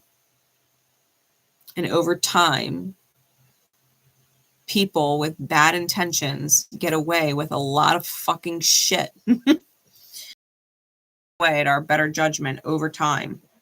They're so nice, or they're so much better like than before. It'll leave you impoverished.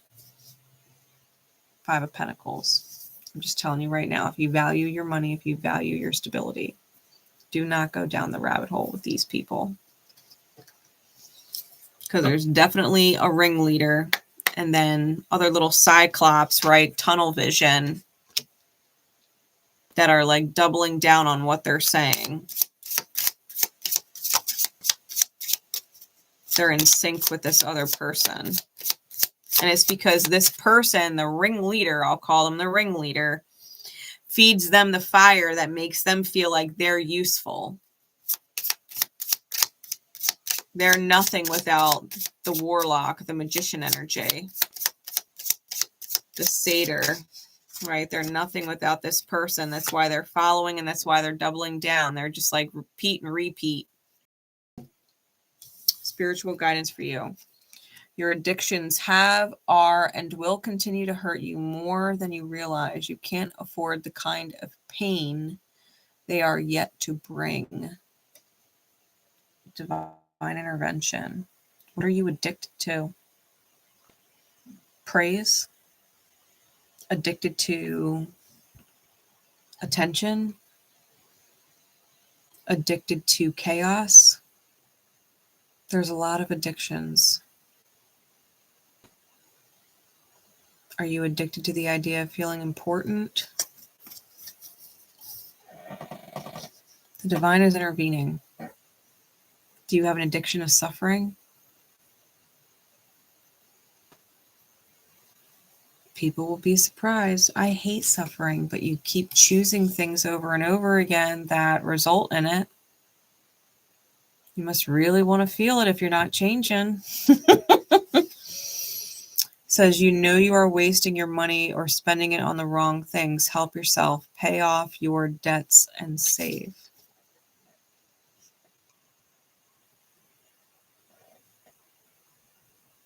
Do not waste your fucking money, especially if it involves these people. Spending what money? On who? On what? On what? You're better off saving your money. Paying off your debts. You have other things. You have other things you could put that money towards than this ringleader and their groupies. So that's what it feels like. It's a money pit. These people.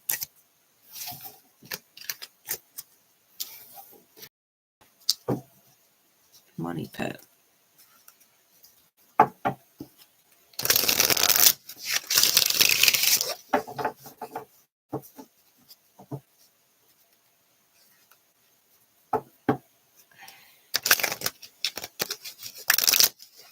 Yeah, you got a ringleader. Someone in control. People, at least one, more than likely two, chiming in with them to convince you of something that your instinct said fuck no on. Your instinct said fuck no, that's not a good idea. And then they chip away at you together. Fuck that. Come on, Taurus. All right. We're going to move into Pisces. Moving into Pisces. Timestamp. All right, Pisces.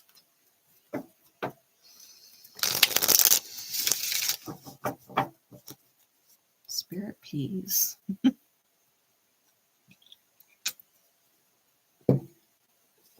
Maybe y'all need to drink some enlightenment. Maybe you do, Pisces.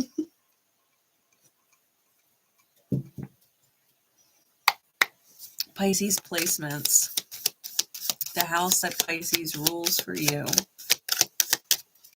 Oh, Piscean energy in November.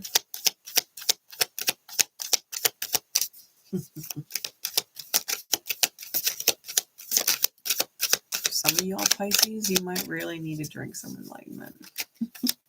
Allow yourself to be enlightened.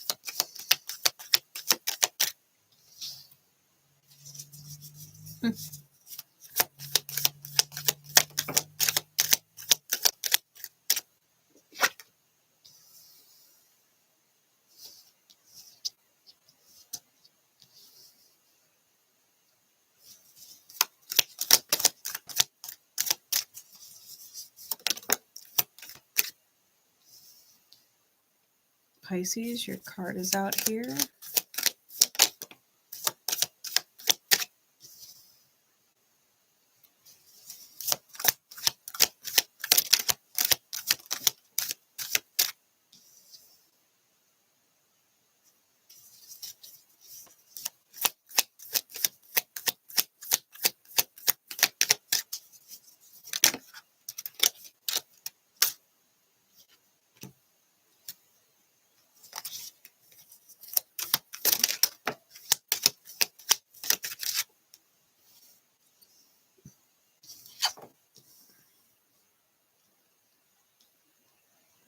Pisces, you're feeling it. That Mars energy going on at the end of Cancer and trine to Neptune. You're going to be feeling it during the retrograde, where Mars crosses back over that from Leo. You're feeling that Aries cusp for sure. That Aryan energy. You're also really feeling that Jupiter energy in Gemini. That square you've got going on there. We've got the Queen of Cups on bottom.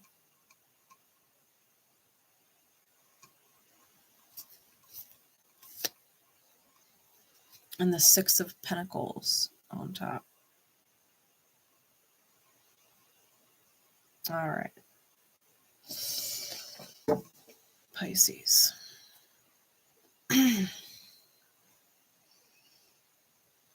Your first card out was the Nine of Pentacles, Frankenstein.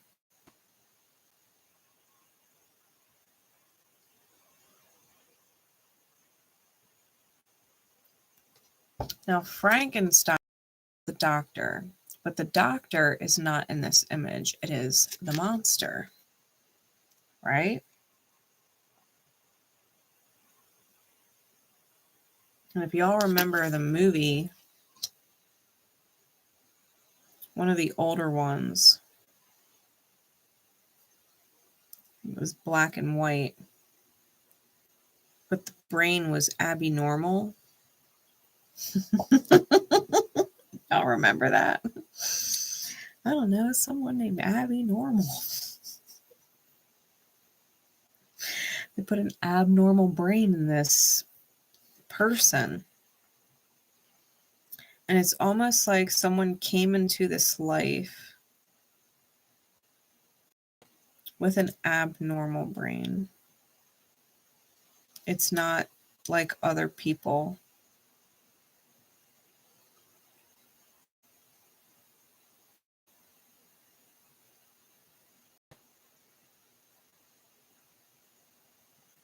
They may have serious trauma or PTSD, but I think it goes back to childhood, like to things they might not even be able to remember. But they're not normal, quote unquote.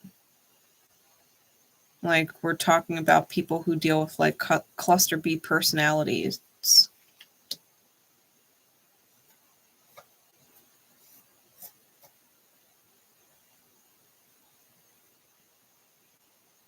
People who deal with BPD, people who deal with narcissism as a diagnosis, people who deal with sociopathy or psychopathy, people who deal with antisocial personality disorder. Like, we're talking about people whose brains truly do not function the same way as most people, who have not dealt with severe trauma.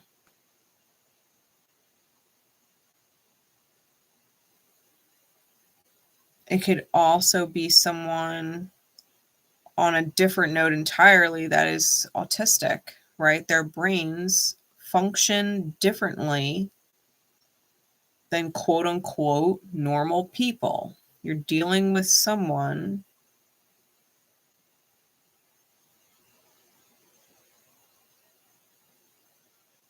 who is different.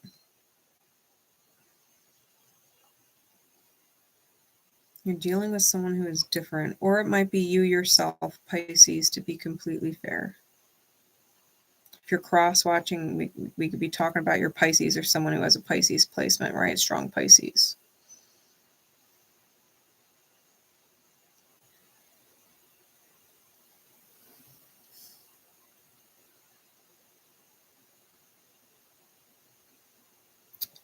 The Frankenstein card, the Nine of Pentacles, came out with the Seven of Pentacles for a total of 16 Pentacles and the Tower.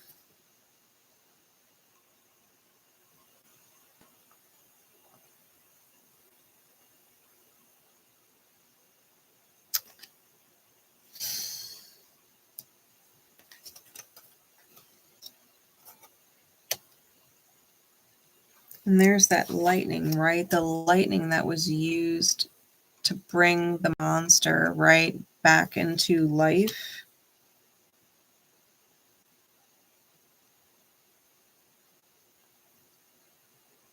And it's almost like the gears are inside the mind. Like, there's all these people, these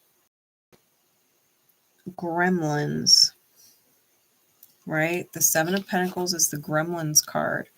All of these people fucking around with the wheels inside the mind of somebody who thinks differently, perceives differently. And they're either interfering with the thought processes or keeping them from thinking the way they should be thinking, or it's past people, voices from the past, experiences from the past that are the reason why this person is quote unquote abnormal.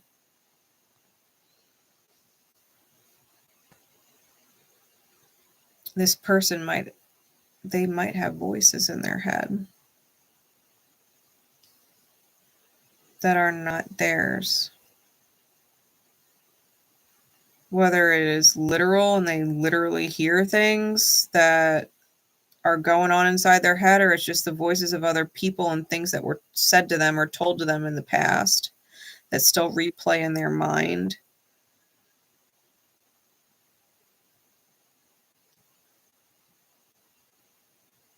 I've also got the Three of Wands, or the brownie, in the reverse, with Judgment, Cerberus, and the Inquisitor. Good night, Risa.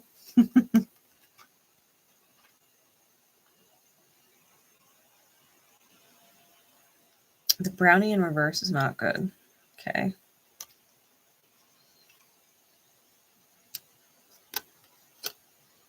The brownie in reverse causes problems.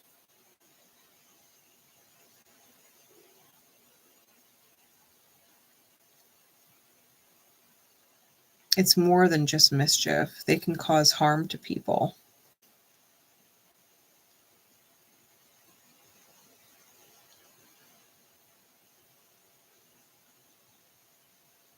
Cerberus guards the gates of the underworld.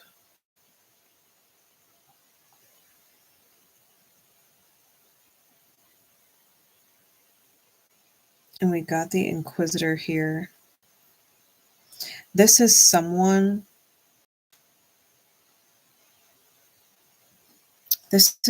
who believes that causing harm in the life of other people is justified,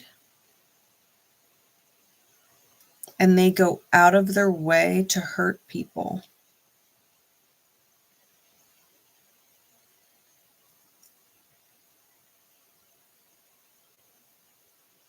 I'm just reading the cards like I see it, Pisces, okay? Like, that's my job. You gotta trust your discernment and take this how this resonates for you. But you're dealing, there's an energy here of someone whose brain is not normal. And hurting people is a for them. They do not feel hurting people. They do not feel bad after. They don't feel remorse. They don't regret. Like, they feel like the pain that they cause other people is justified. They make that judgment call to bring people down into the gates of hell with them, because I think that's where they're at. I think their mind is a hellscape. I think they're stagnating in it. The Hanged Man is the imp. The Emperor is there, clarifying it, and the Eight of Wands. The Hydra. Cut the head off of one and another pops out, like, kind of energy.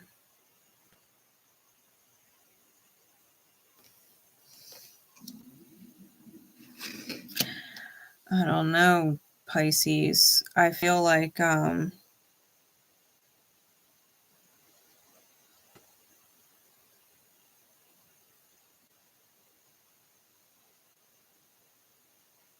if I'm going to be really honest with you,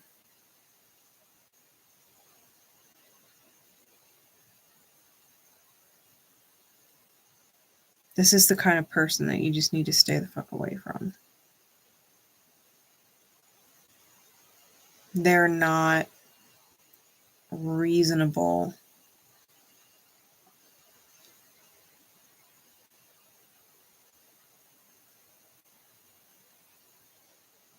It's not like you can have a conversation with them and they can understand. You could have a conversation with them and they're going to read through it like they understand what your weaknesses are. They understand where your ignorance to them is, and they're going to use it. They're going to use it against you. Your very normal perspective. They are not normal. They do not think normal.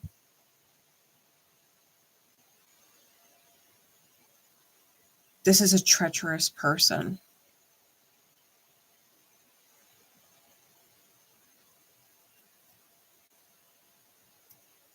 And it's not their fault that they went through the trauma that they did that got them to where they are.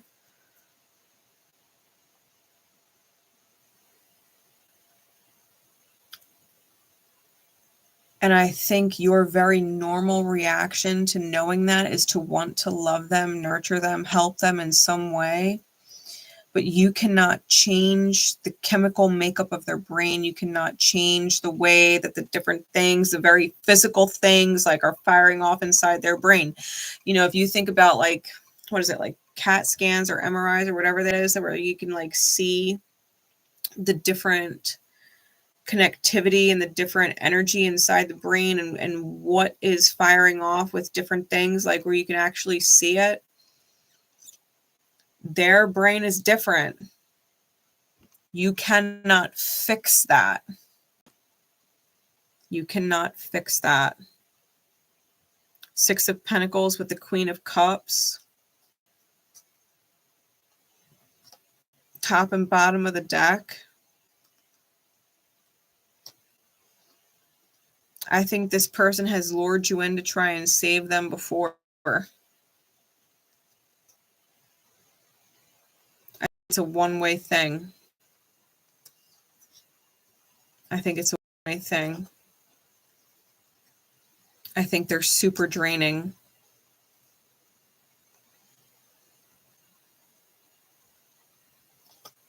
I think it's super draining, and you're playing with snakes. You're playing with venomous snakes, thinking you won't get bit and poisoned, that you won't end up paralyzed playing with these snakes. This person, do not play the game. No.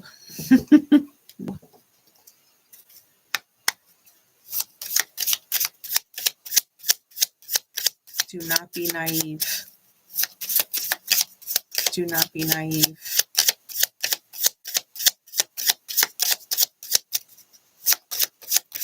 They will use your naivete as a weakness against you. I'm telling you. What is the divine conversation for Pisces, please? The month of November. They mean well, but they are wounded. Keep taking their guidance, and you are only wounding yourself. Their story is not your story.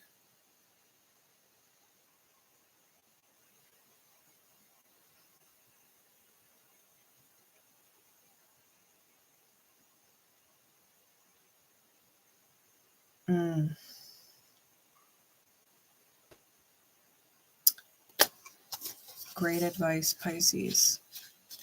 I think that you genuinely do see the beautiful part of them.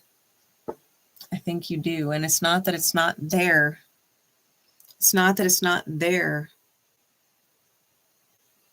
But Frankenstein the monster, like,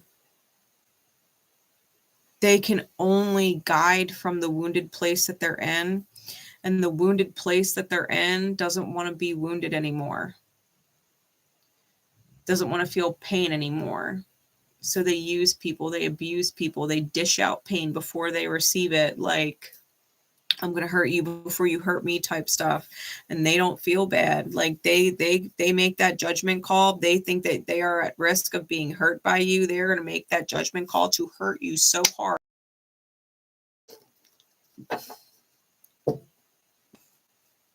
I can't tell you what to do, Pisces. But you might need to drink some enlightenment.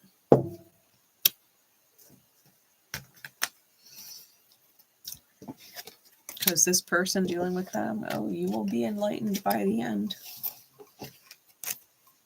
If you don't end up becoming just like them.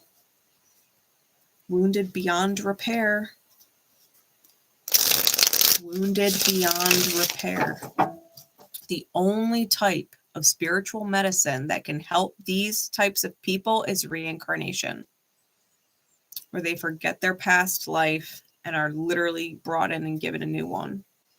Because so long as they have that trauma, so long as they have this human body,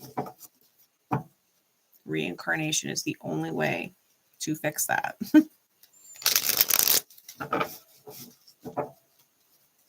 They serve as catalytic people for everybody else going through the healing process. They serve that higher purpose as darkness serving the light. They are not without beautiful, loving purpose here. But the darkness will never be the light. Or it wouldn't be dark. Okay.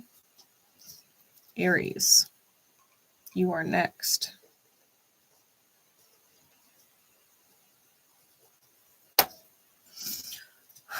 Spirit, please.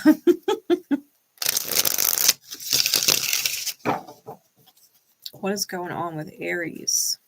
Aries placements. Arian energy in the house that Aries rules for you in November. What is going on?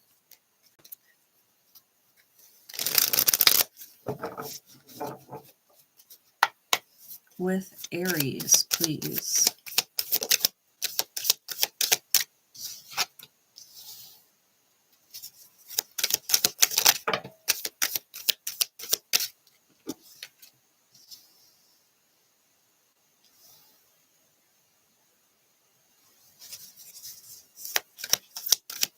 Scorpio season is playing with you, Aries. We got the Death card out here. Page of Wands, Five of Wands.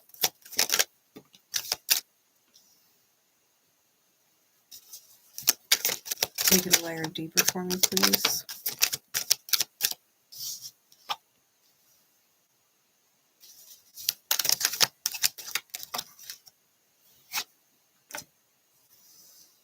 We got a lot of wands out here.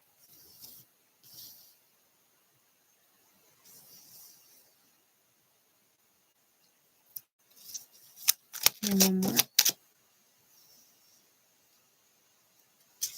more.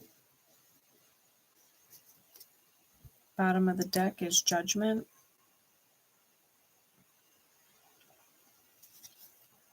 Top of the deck is the Wheel of Fortune. All right.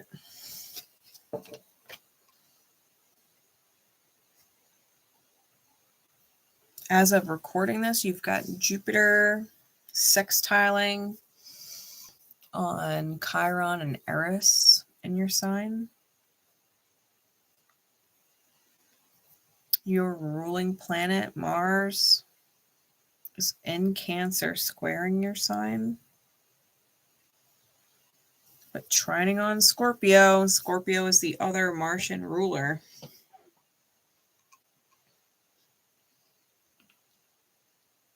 And you've got Pluto leaving square with your sign, moving into Aquarius. Okay. Aries, we start your reading. Wands, Two of Pentacles, and the Nine of Pentacles.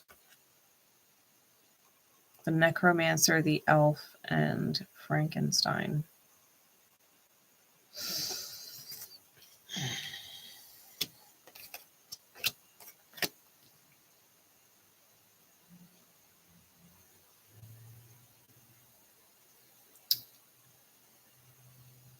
Aries,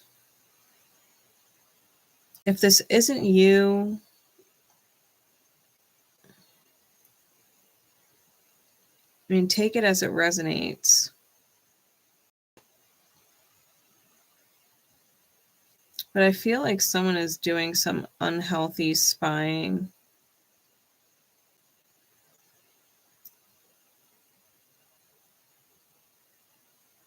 I am also feeling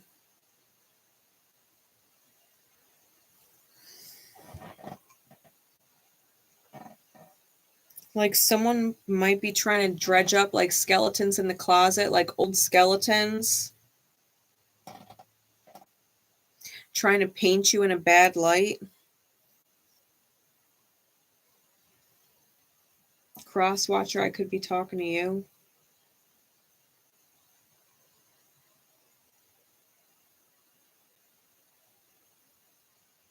It could also be someone trying to pull out an old version of yourself that you've laid to rest.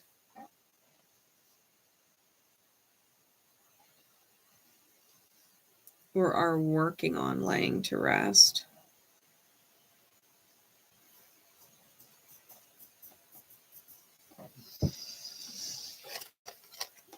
I've also got the 5 of Wands, the Chimera with the 7 of Wands, the Mummy, and the 2 of Wands, the Ghost.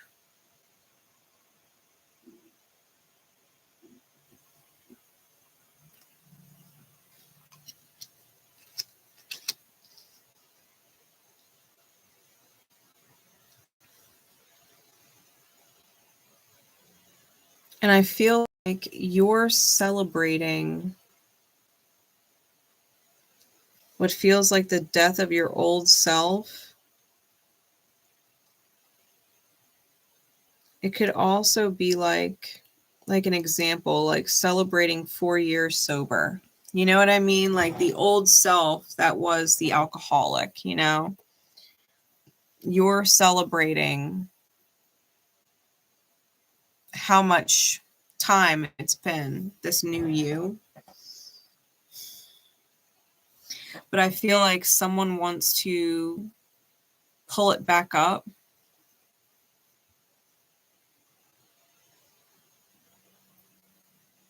That brokenness, right? The energy that would trigger you back into the alcoholic type of thing. Right, and I'm just using that as an example, but I think you know what I'm talking about. Like there's an old version of yourself that you let go of, that you celebrate. You and you, if not outright, you celebrate the fact that that version of you is gone. And something's going on in the reality.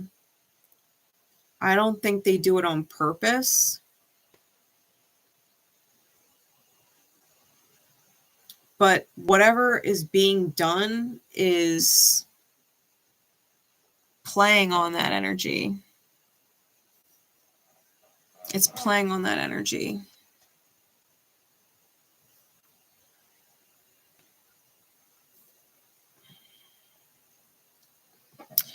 We then get the Death card with the 2 of Wands, the Cyclops, and the Knight of Cups, the Djinn.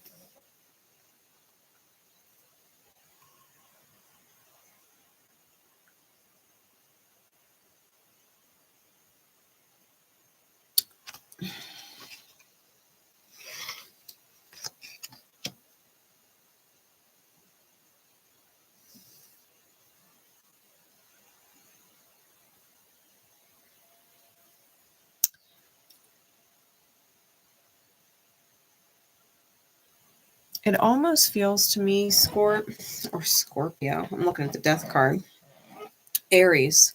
It almost feels to me like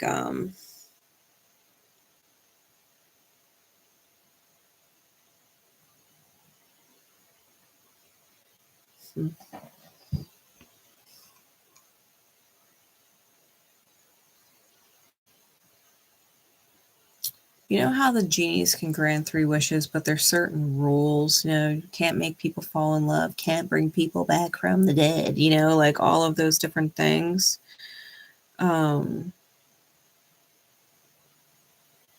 It's almost as if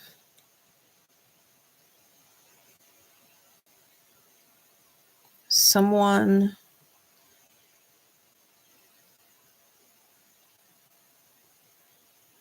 and it could be this life, it could be a past life as well, but it's like someone tried to cast an intention or magic that went against your free will.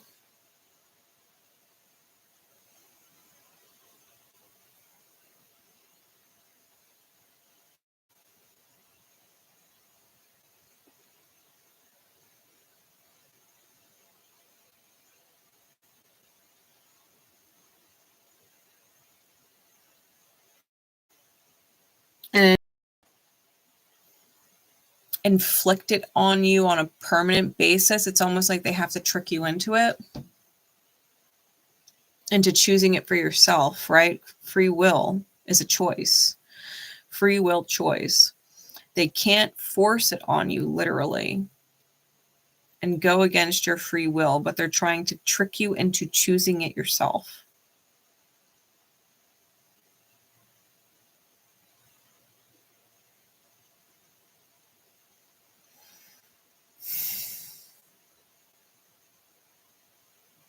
Someone who likes to feel like they're all powerful and could disrupt you defending this new self of yours.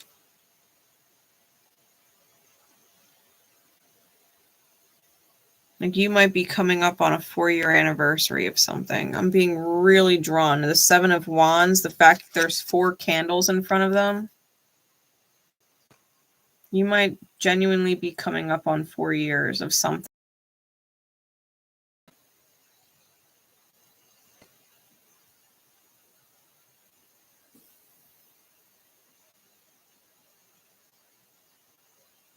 And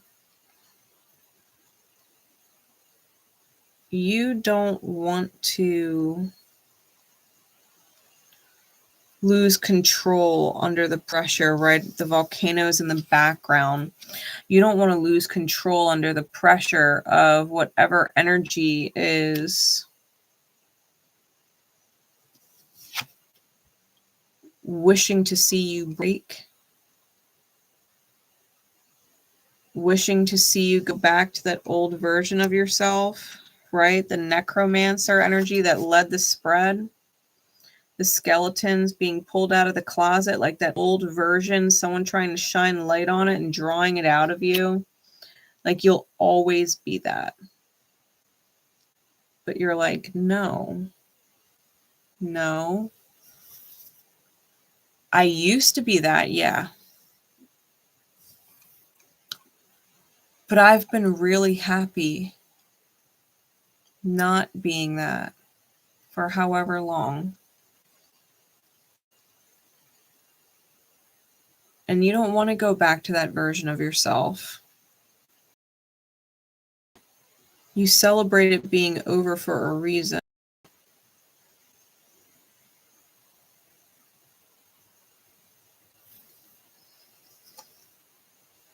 You've been through hell. You've been through pain. You've been through love that's gotten ripped away.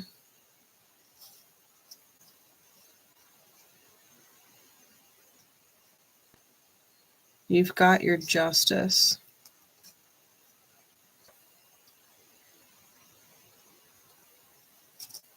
The myth of liberation, the myth of healing, you've gotten it.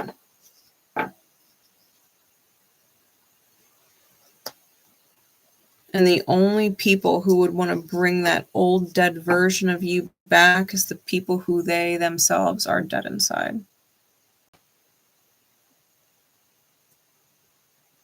They're living in that skeleton version. There's literally no meat or substance to them. There's no warmth to them. Like they themselves are a skeleton.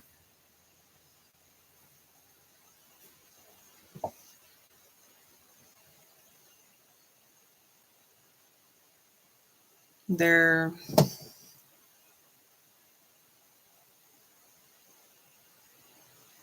living life waiting to die type thing. They're not truly living and enjoying life. And I think you are.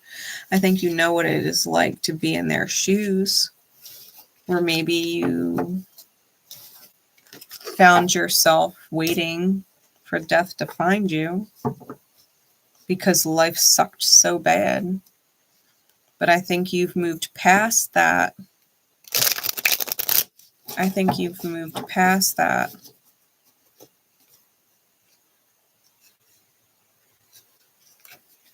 I think you're genuinely living life now. And quite possibly beautifully at that.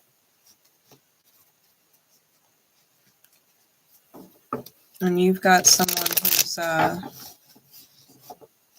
dead set on bringing your skeletons out to play. Making you prefer death to life all over again. Divine conversations. Feel grateful and blessed for all you see and all you don't see, know, and don't know. Eternal gratitude is humbling. Gratis aeternum. Feel grateful. All you see and don't see, know and don't know. Some things you don't want to know. Like an alcoholic having a drink and wondering if they could handle it. Some things you don't need to know. You don't need to know if you can handle it or not. All you do know is that you feel good not drinking, right? It's like that kind of thing. Like, yeah, going back to your ex, maybe, who knows, it might work out. It could feel good, but you do know that it feels good not being with them. You know what I mean? Like, some things you don't need to know. You don't need to find out. You just know what you know. The other one, it says, if you've blocked someone you love, and you know you do, even through your pain, acknowledge you are doing or involved in something blocking yourself.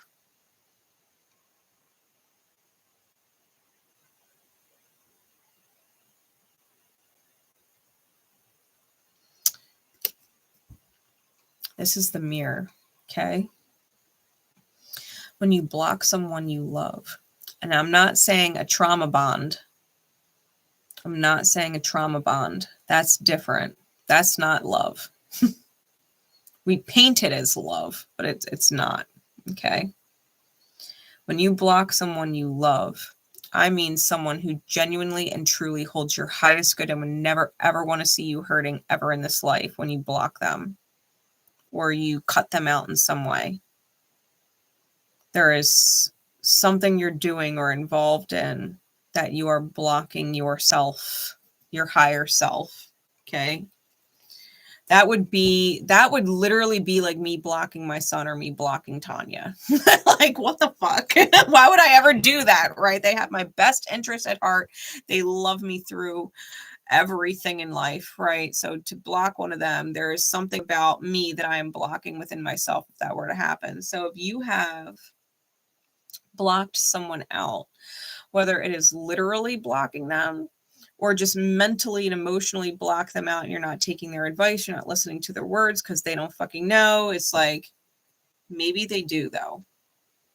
And maybe you're blocking out your higher self and the advice that you would get from their mirror, right? The unconditionally loving person in the divine mirror of things, right? The two-way mirror, that they are a manifestation or a facet of you that loves you unconditionally and would never steer you wrong. Never.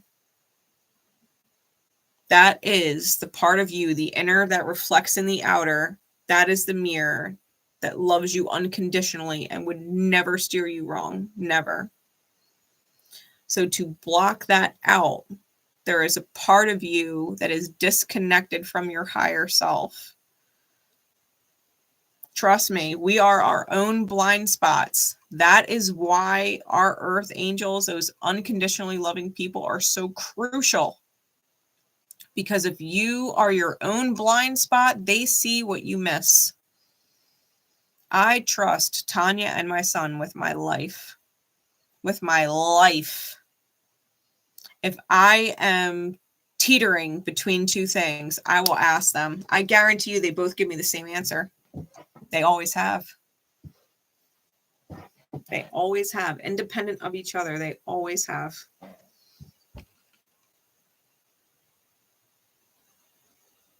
There are people in this life that love you unconditionally. They love you and would never steer you wrong, never. So if you've blocked them out, literally or mentally, acknowledge there is a part of yourself that loves yourself unconditionally that you are also blocking. All right, Aries. If they have cut you off or blocked you in some way because you were that fucking toxic, that you not saving yourself was hurting them to the point that they had to block you or cut you out or ignore you because you not listening was painful for them, please forgive them for doing what they had to do. They did not ignore you or block you or cut you off willingly. It took everything in them to do that because the suffering they were going through trying to love you was brutal. You had them that blocked out. Forgive them. They did not abandon you. You had abandoned yourself, maybe. And they were abandoning themselves, trying to save you from what you were choosing. Do not think the people that love you unconditionally stopped. They maybe just got put up against a rock in a hard place and they had to choose to love themselves, or it would have been the death of them. I know I've had to. I've been put in that position where I just love someone so much and I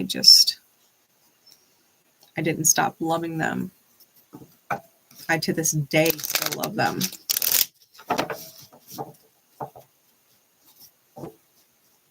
But to continue to try and save them, to try and love them into them loving themselves, it was causing me so much stress. It could have ended up being the end of me. I could not. I had no other choice, you know what I mean? So go easy on your earth angels. They do the absolute best they can until they are literally guided to stop. Because you blocked them out here first. You blocked them out here first. Self-acknowledge. All right, that was for Aries. We're doing Leo, then Sag, and then Libra. So Leo. All right. Leo. Spirit, please. What is going on with Leo? Leo energy. Leo placements. In the house that Leo rules for you. What is going on in November? What is going on for Leo in November? Insights at our highest good, please.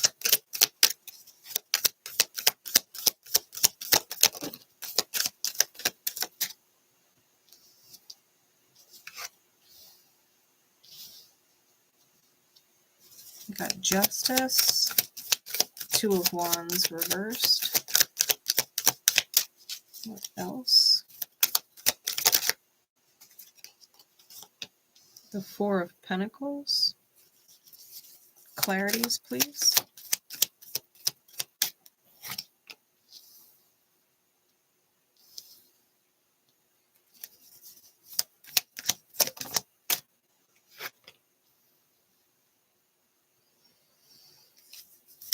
Take it a layer deeper.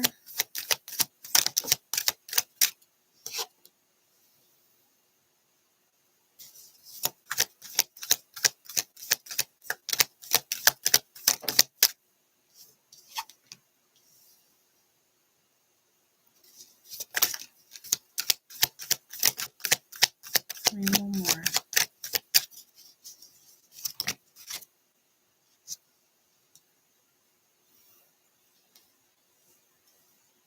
I got a little bit of a sidebar here.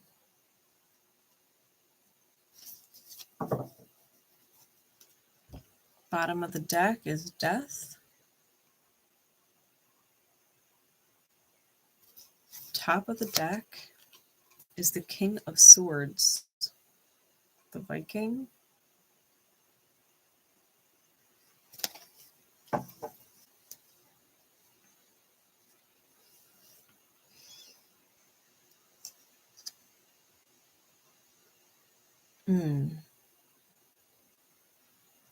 Really, the King of Swords is a nod to your opposite sign, Aquarius, Leo.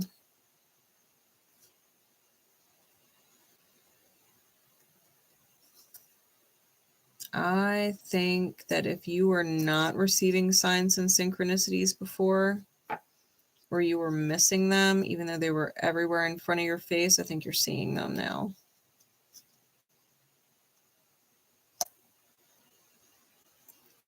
I think your shadows may be fighting to stay relevant. And the synchronicities are coming through. The divine is bringing the synchronicities through to keep you on the forward path to your own light, so that your shadows do not become relevant, right? Especially if they are being rendered irrelevant.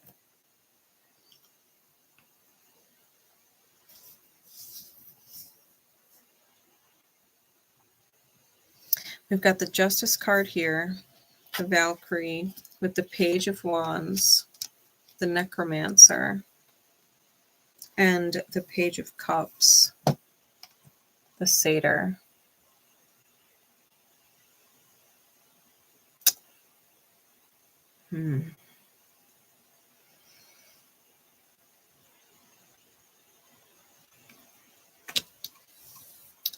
Honestly, Leo, it almost feels like someone is trying to lull you back to sleep by feeding into your vices. If you have certain vices,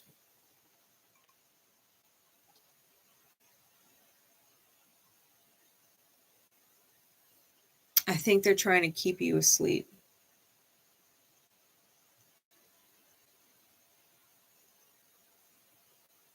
Keep you in the quote-unquote matrix. It's kind of what I'm feeling. They're trying to keep you in the everyday by placating to your vices. And if they're not vices, it's just things that you enjoy or bring you pleasure. They're feeding into that.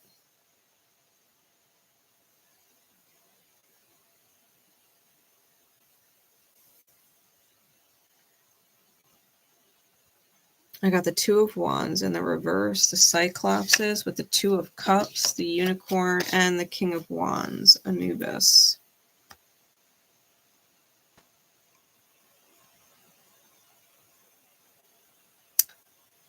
And I'm getting this idea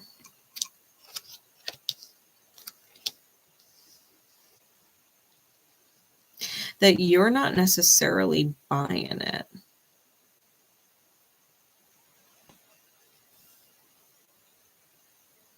I think you're holding on to it for different reasons. Because you know something's not finished yet. It has to do with your healing and or theirs, but more than likely both.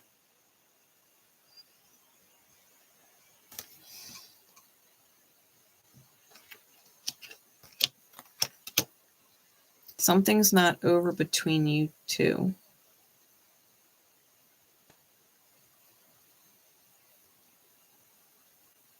There's still shadows that need to be worked out.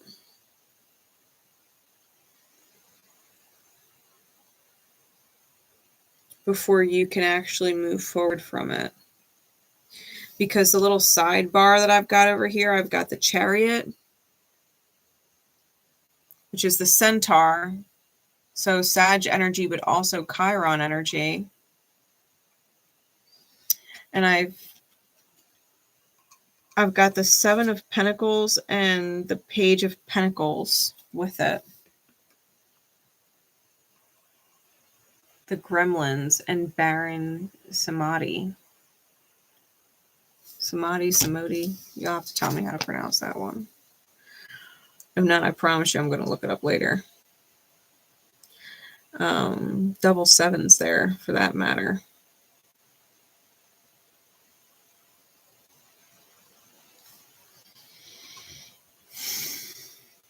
I think this cycle isn't over because you and someone else are going through that deep serpentine type healing.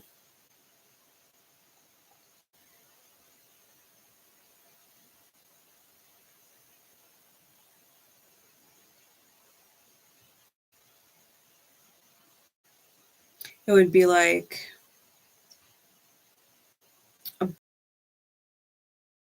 let's go out, let's go have a drink, you know, let's enjoy a drink and watch the game at the bar, you know, like we always used to.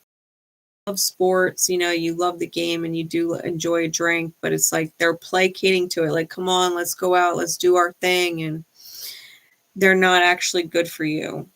You know, it'd be no different than being with a partner and this ex is great, but they are toxic. And it's like they're just trying to, you know, get you in bed or get you on that sexy note so that you forget about how toxic they are.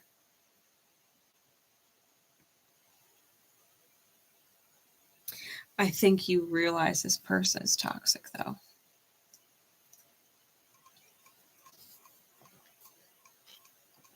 I don't think they can actually hide that fact anymore. If they were for a while. And I think you know it's only a matter of time before you have to let them go. But you know it's not time yet. Right? The death card on the bottom is holding the hourglass. It's almost run out, but not quite. And you know it, right? The 8 of Wands with the devil underneath.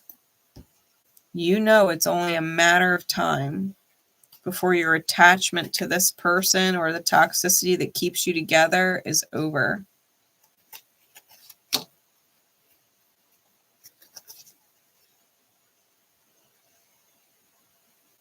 And if you feel lost, you have a lighthouse. Someone who specializes in soul retrieval. Light retrieval.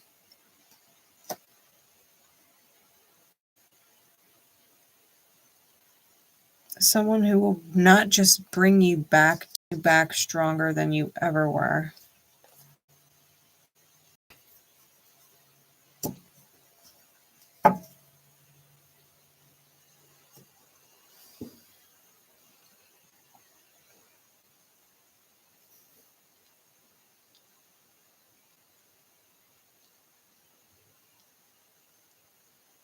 Yeah, you've definitely got someone you know you're going to let go of at some point. You already know. All right, Leo. Spirit, what is the divine conversation for them? Really, I think your biggest challenge this month, Leo, is letting this person go. I think you care a lot about them, and I think they know you relatively well. It's why you're holding on. There might be some kind of history there, but when you realize the real reason you're connected with them, and it's not because of nostalgia, it's not because of history, it's not because you have things in common, but it's because there's wounding that needed to heal, that cycles needed to close up. I think when it dawns on you, it says, help comes from the last person you'd expect. Stay genuine and honest. Truth helps. The opinions of others don't matter.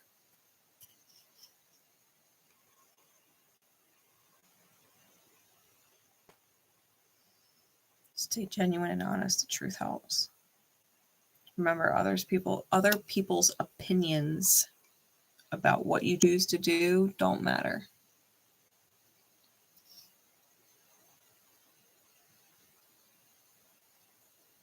But when you stay genuine and you stay true to yourself,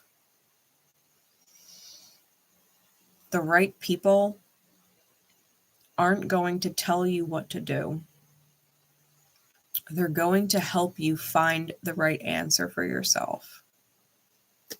They're not going to tell you what the right answer is. They're going to trust that the right answer will come to you when you are open to receive it. All right. That was for Leo.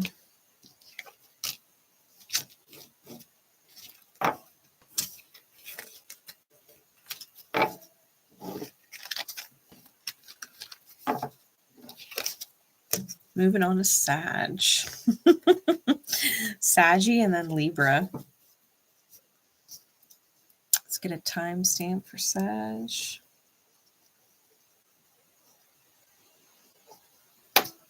All right. Sag gang, how you doing? How you doing?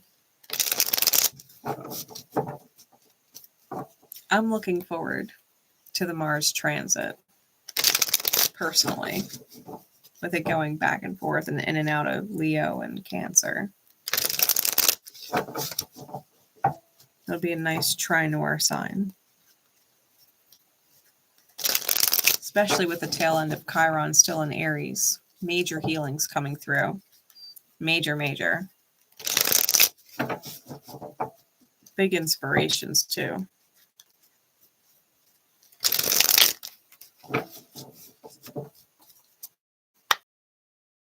Going on with Sag. Sagittarius, Sagittarian placements. The house that Saggy rules for you. What is going on in the month of November? Ooh, strong card out first. What else?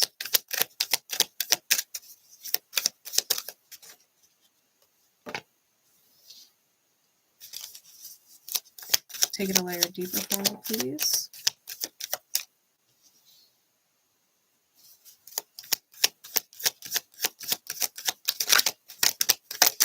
What else for Sag?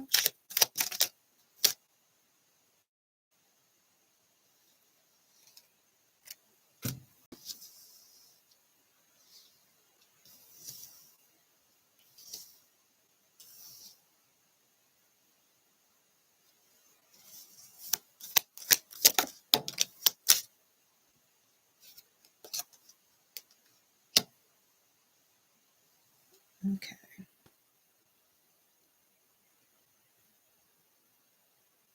We've got a suited pair here, the King of Cups and the Queen of Cups,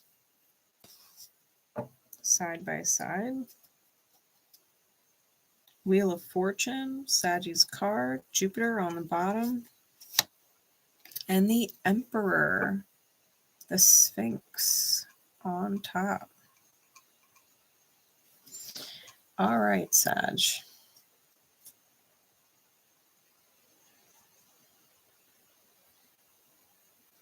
First cards out. We have the Empress, Kali, the Ace of Wands, the Salamander, and the King of Cups, the Orc.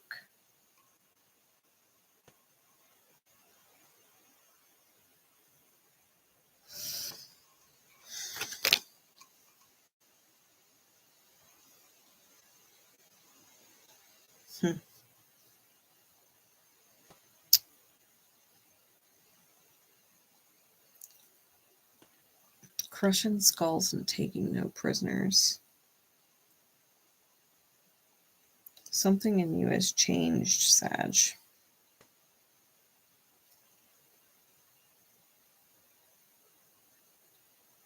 It's almost like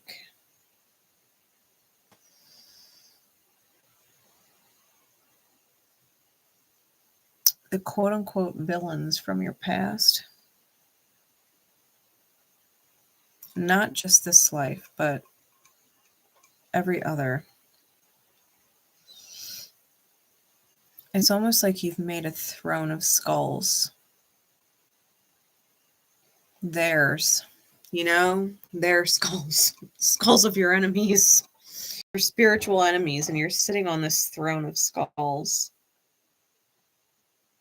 Almost kind of living your best life, right? That Empress energy.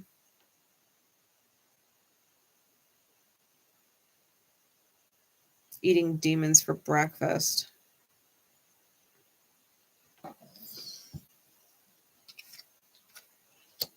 I do feel like, however, that there is some kind of soulmate connected to you.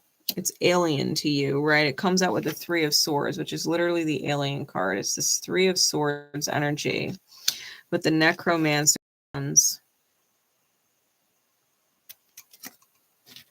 and the Queen of Cups.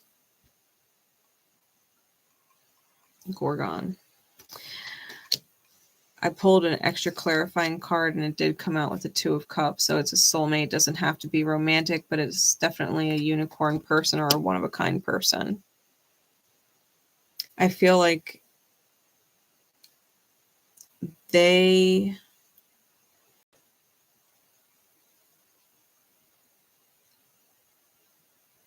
I feel like you consider them like a foreign energy invader. You're and they're bitter. Like they're bitter. They might feel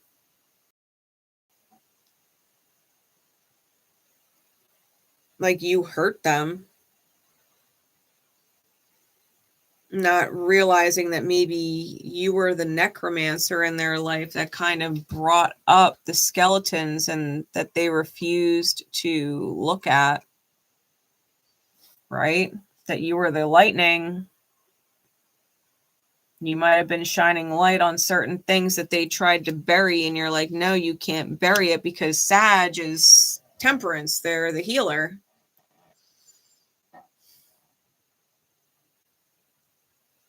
They're the seer. Sag is the seer. And I think someone may be in this space of accusing you of hurting them when really you just brought up the hurt that was already with be seen because they buried it and was pretending like it wasn't there. Experiencing Sag brought that feeling back up to the surface. And now they're saying, well, Sag hurt me, but no, your abandonment wound was already there. Meeting Sag and Sag being Sag brought up your abandonment wound back to the surface so that you could heal it, but Sag did not make you feel abandoned. The abandonment feeling was already there and being denied that it existed.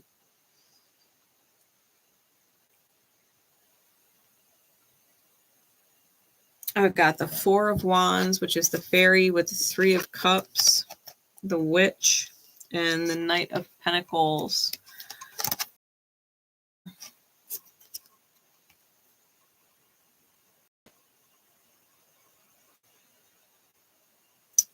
That vibe, Sag.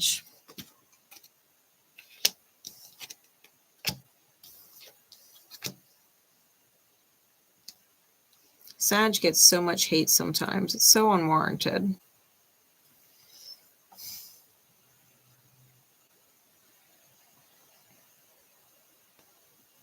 You may have actually wished healing on someone.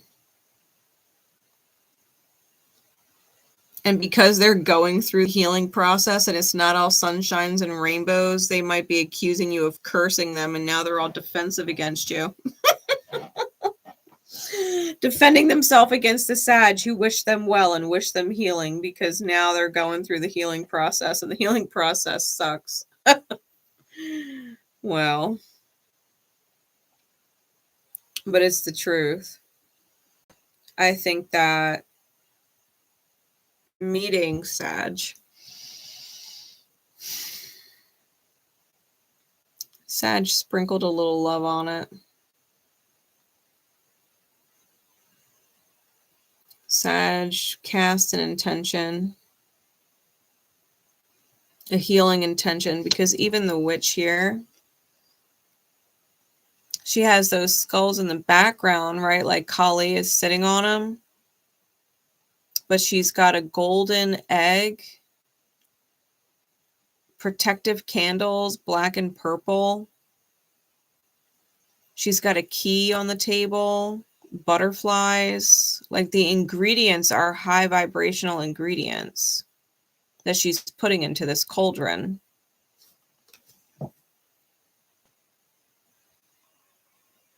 Right? If you could see her table there.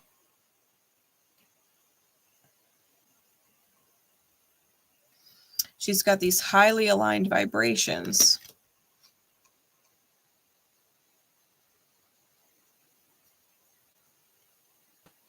even the spider web in the top corner, it reminds us of the Six of Wands card.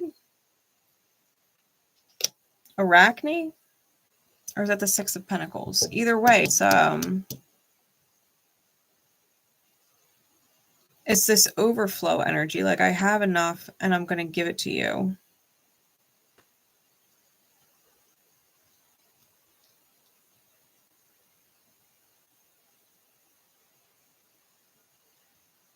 Sag is the alchemist.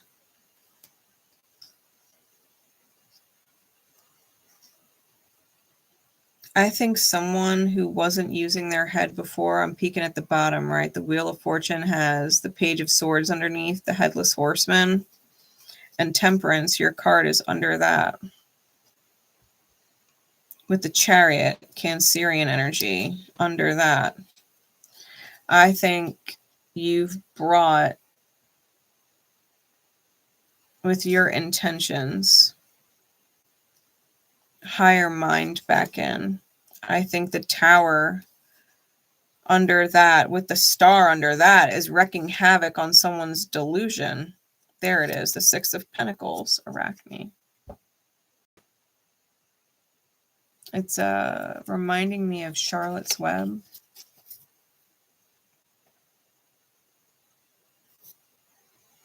A few words from the spider, right? Charlotte, a few words spun in her web about Wilbur, and everybody thought that Wilbur was this amazing pig.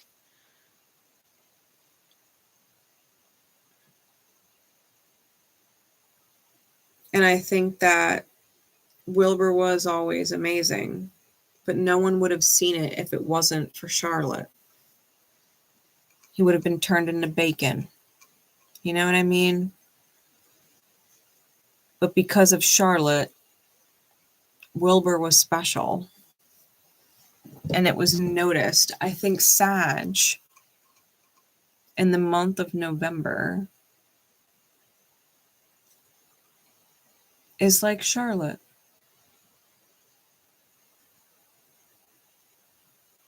I think Sag has some really good intentions, and they might be getting some shit for it. They might be getting some slack or some hate for it, but you know, and Charlotte did too. Charlotte got shit from the other animals on the farm. Like, this is stupid, you know, but she did it anyway. And at the end of the day, even though Charlotte was gone in the end, her legacy or her ripple continued forward long after. And I think that even after Sag is long gone from whoever this is, history, I think that the ripple that Sag left behind is going to be kind of profound.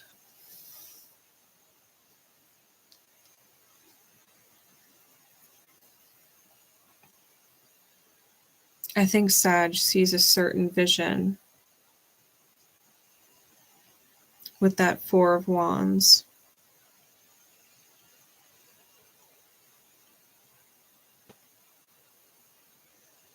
And is defending people against themselves in ways that people whose minds aren't open can't see, understand, or imagine. But their goddess Kali nonetheless. Like, that was the first card out.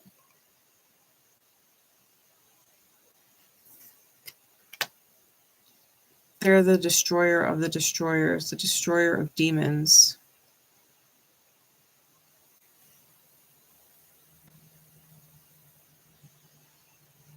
And that's exactly what they're doing. What is the divine conversation? Please, guidance card for Sag.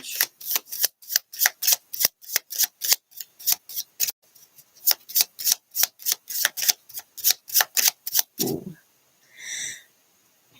Ooh. I had to sneeze. That was so random. What is the guidance card for Sag? For the month of November, please.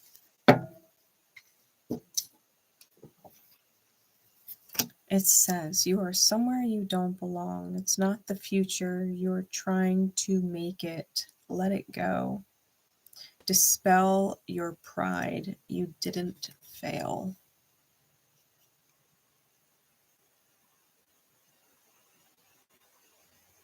And you know what, Sag? It's probably with, or whatever, whoever this energy is that you were trying to heal.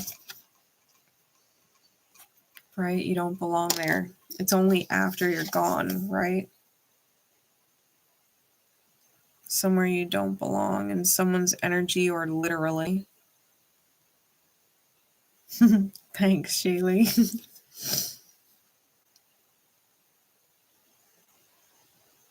Whatever it is, Sag, let it go in November. If it's not it, it's not it. The other one, it says remove the label, their title, the obligations those labels and titles bring. Do you love the way they make you feel?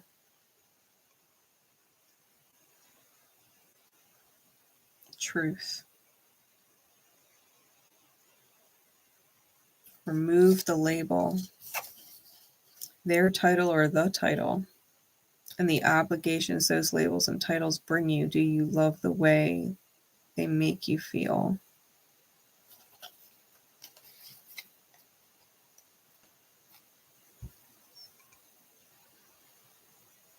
Questions to ponder on, Sag. I will ponder on these myself. Sagittarius that I am. I will ponder on those myself. All right. And finally, Libra.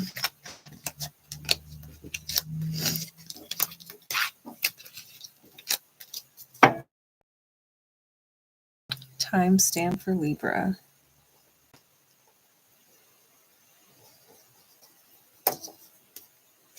Not gonna lie, I'm glad this one didn't end up nearly almost 6 hours long like the last October reads. Oh my God. The October readings. I went live before that for like 40 some odd, almost 50 minutes. And then I went live for the October readings and it was like 5 hours and some odd minutes, almost 6 hours.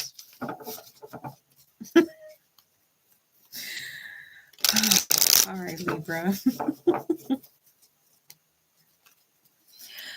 I always like to say divine saves the best for last. So here you go. Spirit, what is going on for Libra? Libran energy. I found this in the web for what is going on for Libra. Did y'all hear my phone? It just scared the shit out of me. It's on here. Siri just started talking. I don't even know what I said that prompted it. Check it out. That's what Siri said. Check it out. Oh my God.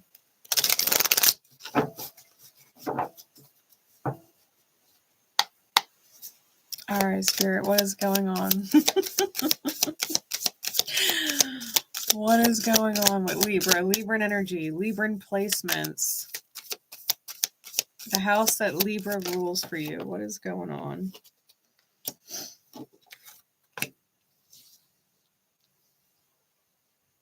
All right.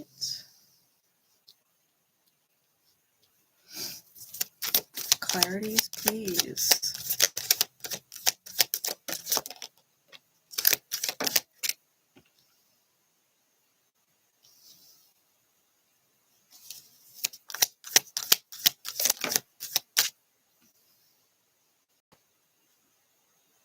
Libra, you could have some strong or significant Leo placements in your chart, or you're dealing with someone that does. Your energy is on the board. Justice card is out. You've also got Virgo out here with the Hermit.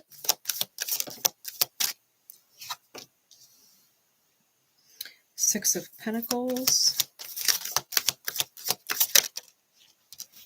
And the Two of Pentacles.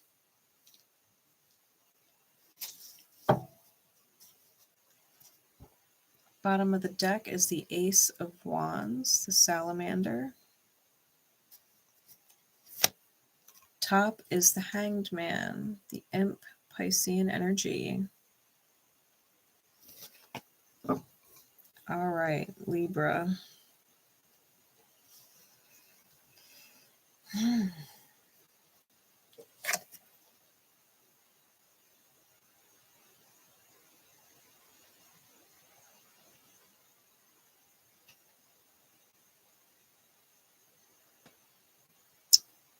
The vibe I'm getting off this Hanged Man card for you.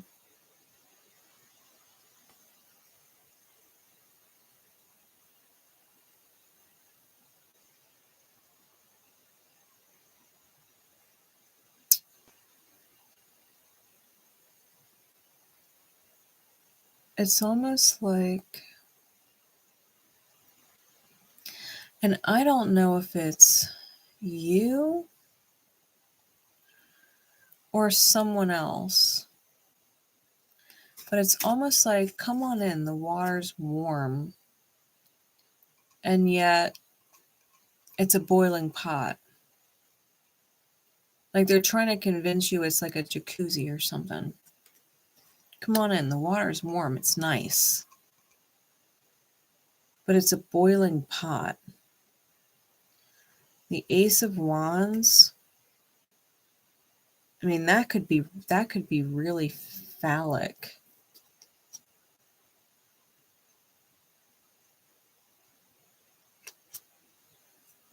I would be a little cautious if that is the case. For everybody, it'll be a little different. So if it's not your case, you're not intimately involved with anybody, then that part of the message isn't for you. But it's definitely for someone. Someone's I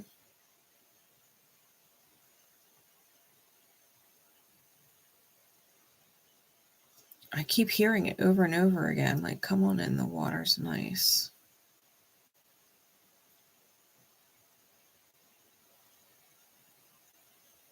But they themselves aren't going in it. You got to try it. You got to try it. But they themselves aren't doing it.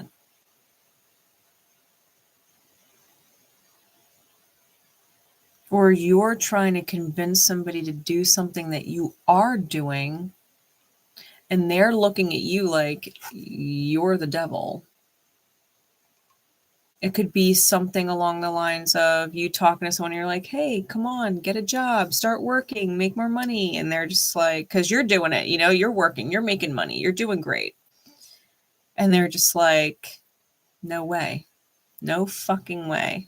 Like, you want me to start working and making my own money so that you can let me loose and I won't be able to take yours anymore. You know, like, and they're looking at you like you're the fucking devil. What do you mean have me go make money? Like, I would rather take yours. You're just trying to cut me loose. No, I'm not going to go get a job and make money. It could be something crazy like that. But it's, like I said, it's either or. Either someone's trying to convince you to come in, the water's nice, and you're like, yeah, but you're not doing it though.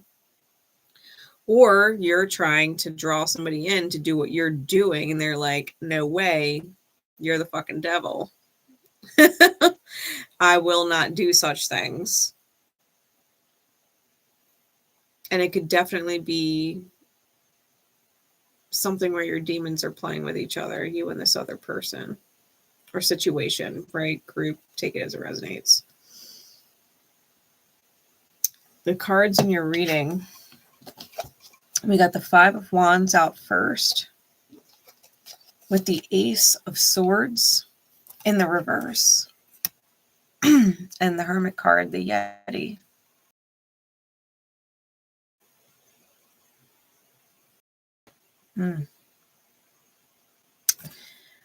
Libra.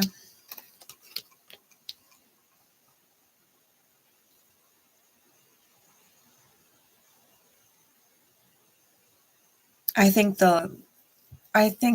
you're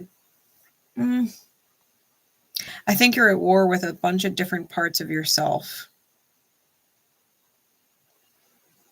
Like your pride might be at war with your determination, might be at war with your soul medicine, might be at war with your value. I think there's different parts of you that are at war with yourself.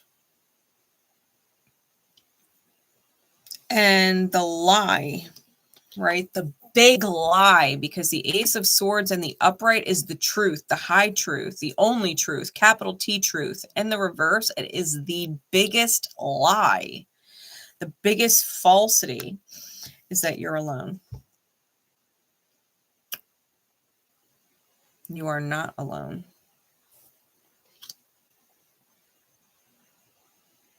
You are not in some cold, barren landscape, right? Metaphorically speaking, a loveless place. You are not. And when I say you are not in a loveless place, I mean, look at the world around you and everybody in it. Your environment might feel cold, and you might feel alone, and you might feel misunderstood, and you might feel even like people are making a mockery out of you.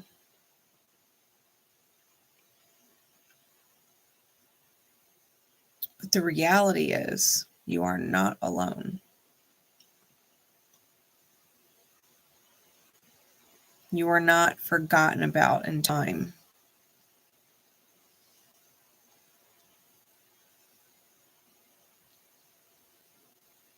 You're at war with yourself because you're trying to convince yourself that you're alone when you're not. That's what is sparking the internal war, the Five of Wands. We've got the Nine of Cups here, the Kraken, with the Strength card, the Manticore, and the Six of Pentacles, Arachne.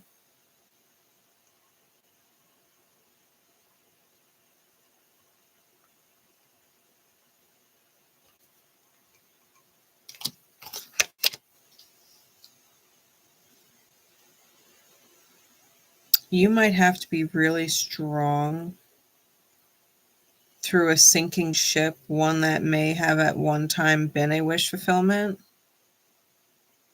But the divine is stepping in because you're meant to swim. You're meant to swim. You're meant to be brave.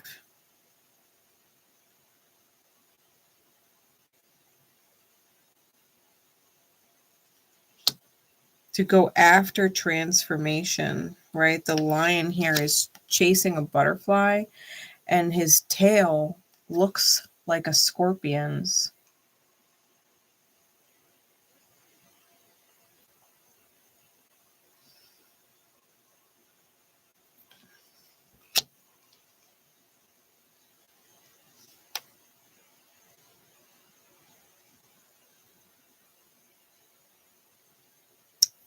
There's something about I don't remember her name. If any of y'all played D&D and know D&D lore, you would know who she is, but she's primordial.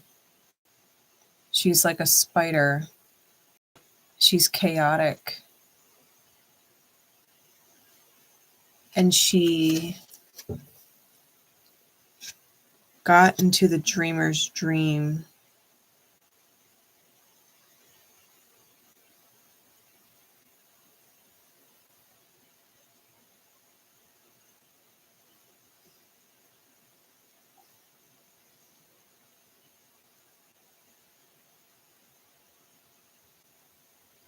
I'll have to look it up.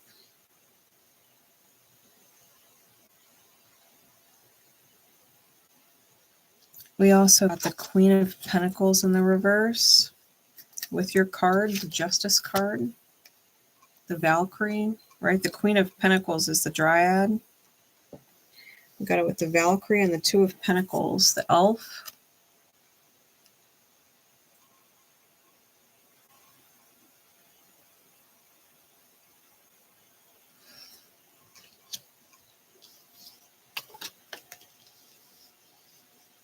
I feel like something...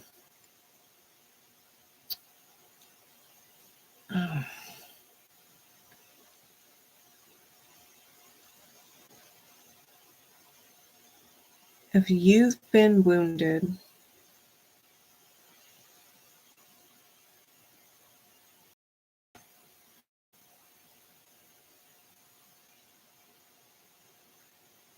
like someone sniped your energy,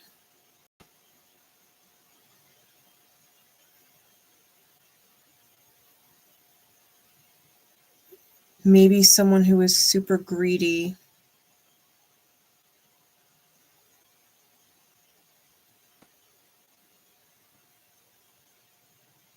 I'm hearing malignant growth. That could be literal or metaphorical.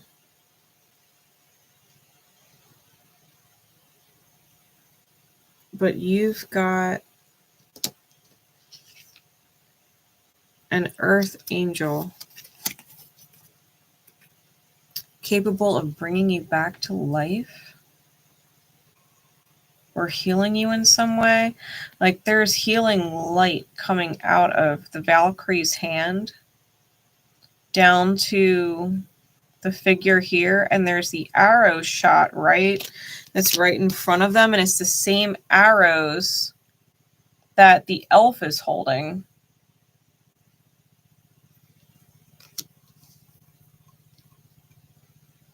And the elf, it's almost like they were sitting in the dryad's tree, right? They fired this shot.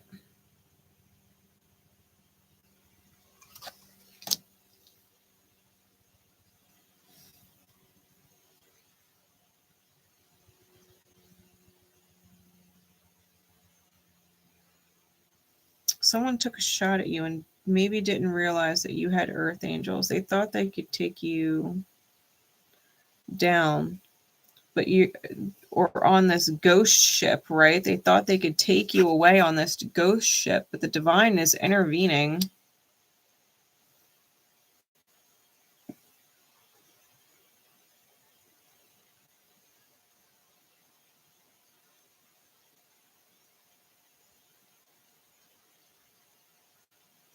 Really, I'm being reminded of that again. Like, come on in, the water's nice. And it's like bring you a drink, but they're not drinking it themselves. And it's like, why is it poison? Like, why aren't you drinking it? Why aren't you drinking it? If it's delicious and it's you haven't taken a sip yet. How do you know it's so great and delicious? You haven't taken a sip yet.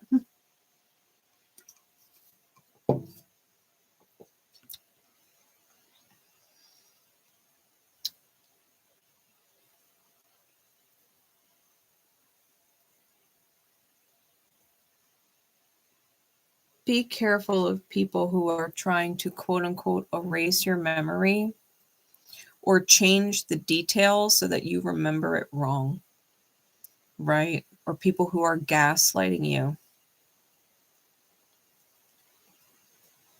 or people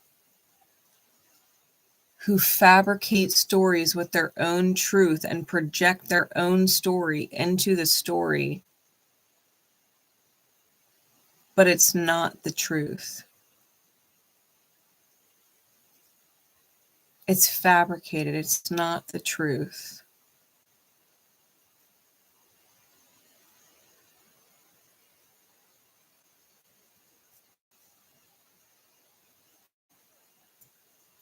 What is an example that I can give you? It would be like,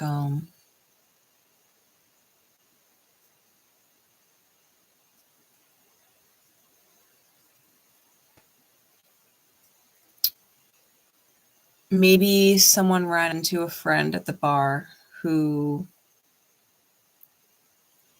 knows your partner type thing. And the partner that they're friends with, right? Friend of a friend. They run into their friend at the bar, and their bar friend starts telling them all about your partner and what they think about your partner. Maybe your partner is cheating. They have these assumptions. And then that person, your friend, comes back and tells you like, oh yeah, I ran into your partner at the bar and I heard, you know, they were with, or I saw that they were with this person and that person and and they're fabricating this whole story because maybe they ran into their ex in a bar and caught them cheating. And so it's almost like they ran into a friend who told them an assumption, and now they're telling you the story as if it's truth, but it's their own story being projected onto your partner who was never there and is probably not even cheating. You know what I mean? It's like you had someone at some point in your reality fabricate a story, whether this is current, present day, or previously that's coming up now to heal. But you had someone fabricate a story and project their own experience into it, and it derailed it from the actual truth. And maybe you believed the story. Because why would they lie to you? Well, it's not that they don't love you or care about you or would want to lie to you. It's that they have wounds that they haven't healed and they're projecting it out, because if they could save you from the pain they went through, then they feel better. But they don't even realize you're not going through the pain that they've been put through. Like, you have your own journey, your own story. It's not theirs.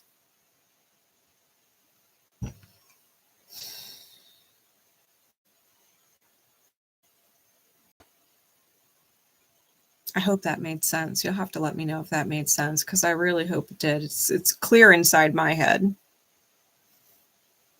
You'll know how that makes sense for you.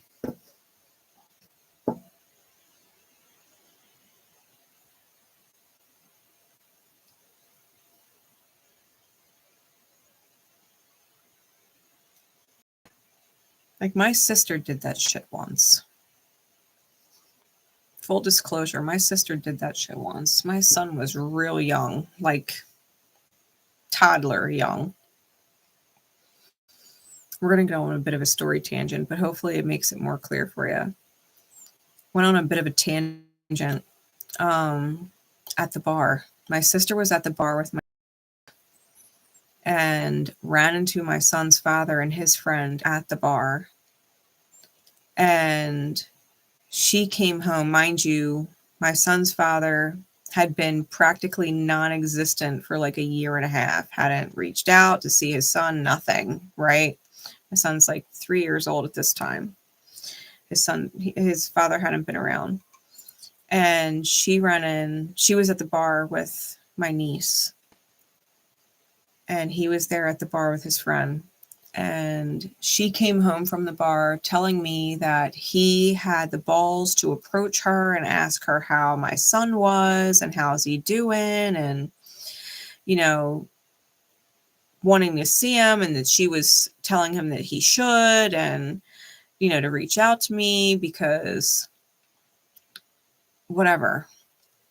And I got pissed, you know, because she's coming home telling me all this, and my niece is doubling down with her. Mind you, they're both still fucking drunk and hammered. And I got pissed at him. Like, how dare you approach my sister at the bar? You know what I mean? She's out having a drink with my niece. Like, it's her fucking night out, and you're going to talk to her about how's my son? Like, if you want to know how your fucking son is, call me yourself. Why are you bothering my sister? Like, you know my fucking number. You want to know how your son is? Call me. Like, that was my mindset. I got pissed. So I called him up pissed. I called him up pissed. And was like, leave my fucking sister alone. Like, don't you dare ever. Don't you dare ever. I was ready to cut this motherfucker off, like, completely. And on a whole nother level, And he was like, whoa, whoa, whoa. Like, that's not how it happened.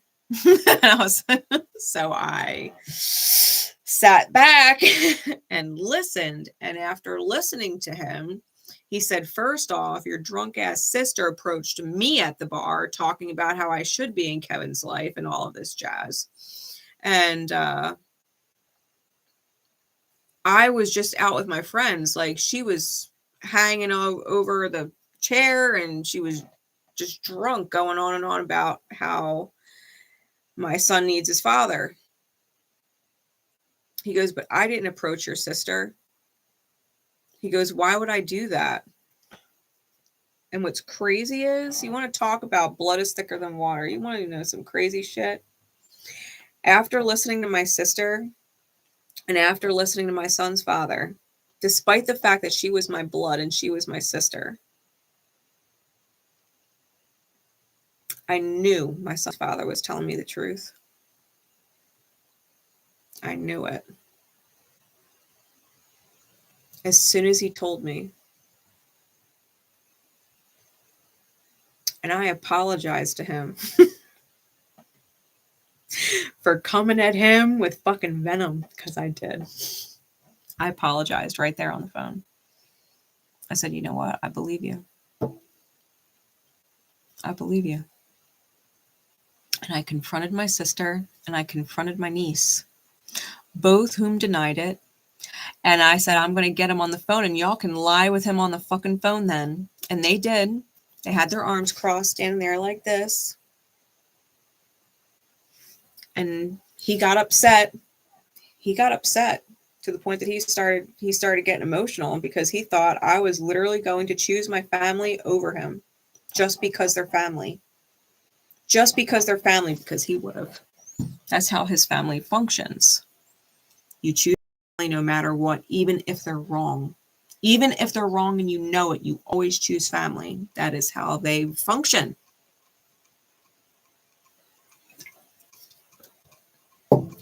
God knows that's how I was taught to be. But I'm a Sag. I've got an Aqua Jupiter and a Cancer moon. And I run with my intuition and what is fair and just, especially when it comes to family. I've got a Mars and Libra in the 4th. If it's not fair, it's not fair. And I could not bring myself to side with my sister, knowing that she was wrong, knowing that she was lying to me, knowing that she would disrupt my son's life and his relationship with his father from ever healing. Like, she could have caused a serious fucking wedge. It was already bad. It was already bad. It was already covered in gasoline. She was trying to throw a match on it. And they walked out of the room because I told them to let me talk to him for a minute. They stepped out of the room and I said, listen, don't worry about anything. Me and you will talk again later. But I'm going to go handle them. And I did. My sister, to this day, still denies it. My niece, however, about 3 months after the incident, my son's father was in fact telling me the truth. My sister has never and will never apologize or own any of her mistakes. She never has, and I don't anticipate her doing that anytime soon. But it's like one of those things. It's one of those things where the people that you love and trust to tell you the truth fail. The people that you love and trust to tell you the truth fail because of their own wounding. And it's not that they don't love you, it's that and they projected something within themselves and their wounding into the story and fabricated the story and twisted the story and what was said and what happened, trying to protect you from something, only to make a huge fucking mess and wreak havoc if you believe them and if you listened. Had I believed my sister, it would have wreaked havoc in my son's life. Havoc. I would have ended up the villain.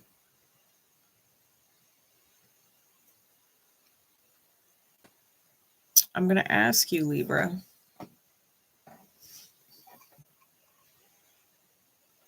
If you're not going through this literally in November,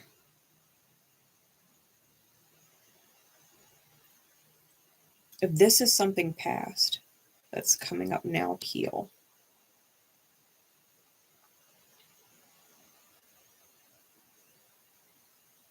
who were they that loved you but couldn't love you past their own wounds? That you became the villain and it ended up wreaking havoc in your life somehow. This elf.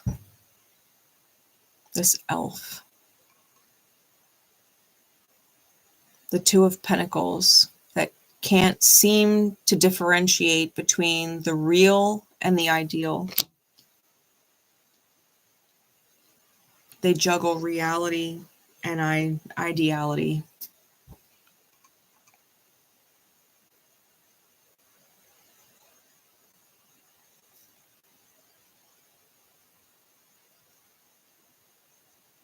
You may have lost a true Queen of Pentacles for a Queen of Pentacles.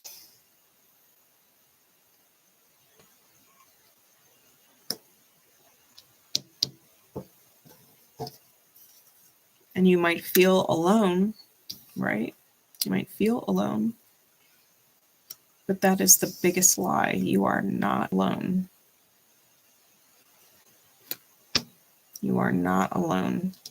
You are chasing transformation.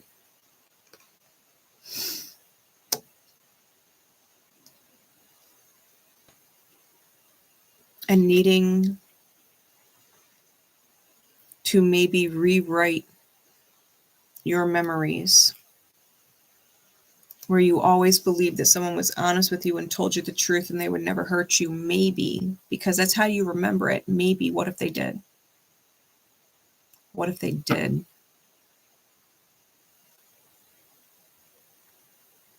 What if they did love you, but what if they lied? What if they fabricated the truth? What if they embellished it? What if they twisted it? What if they told you a complete falsity?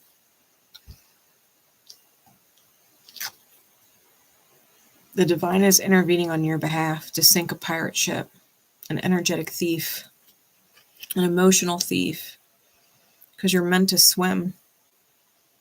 You're meant to go after the transformational energy.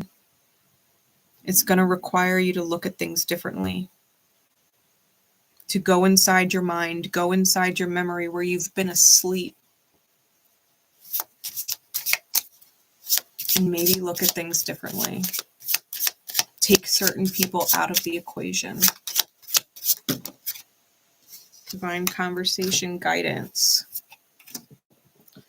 Who are you running from, denying, or avoiding if it's not facing yourself? You are better than this. Deserve better. Who are you running from, denying, or avoiding if it's not facing yourself? You're better than this.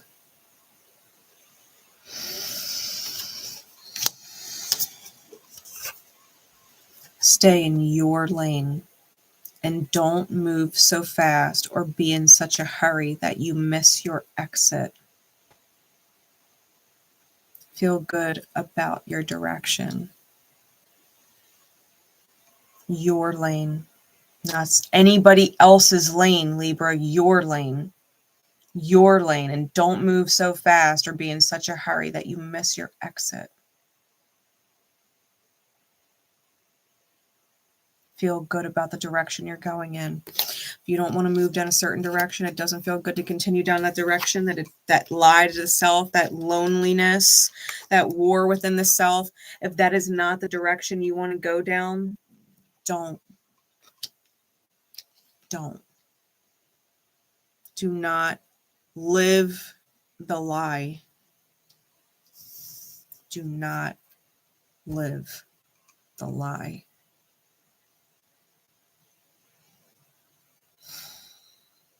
Don't miss your exit out of there either. Stop running. Stop running and slow down. And then get the hell out of whatever sinking ship you're on. And those are the messages. I hope you all gain some wonderful insight from the November readings. I hope that they serve you in the highest in some way. I hope that even in the replay halfway through the month, end of the month, that they're pinging off lightning bolts of revelation for you and you're like, oh my God, I see. I hope they serve you in the highest. Remember, mistakes happen. Mistakes happen. It is up to you if you slay after them. All right. And that is the message for November. Go fucking slay. Bye, everybody.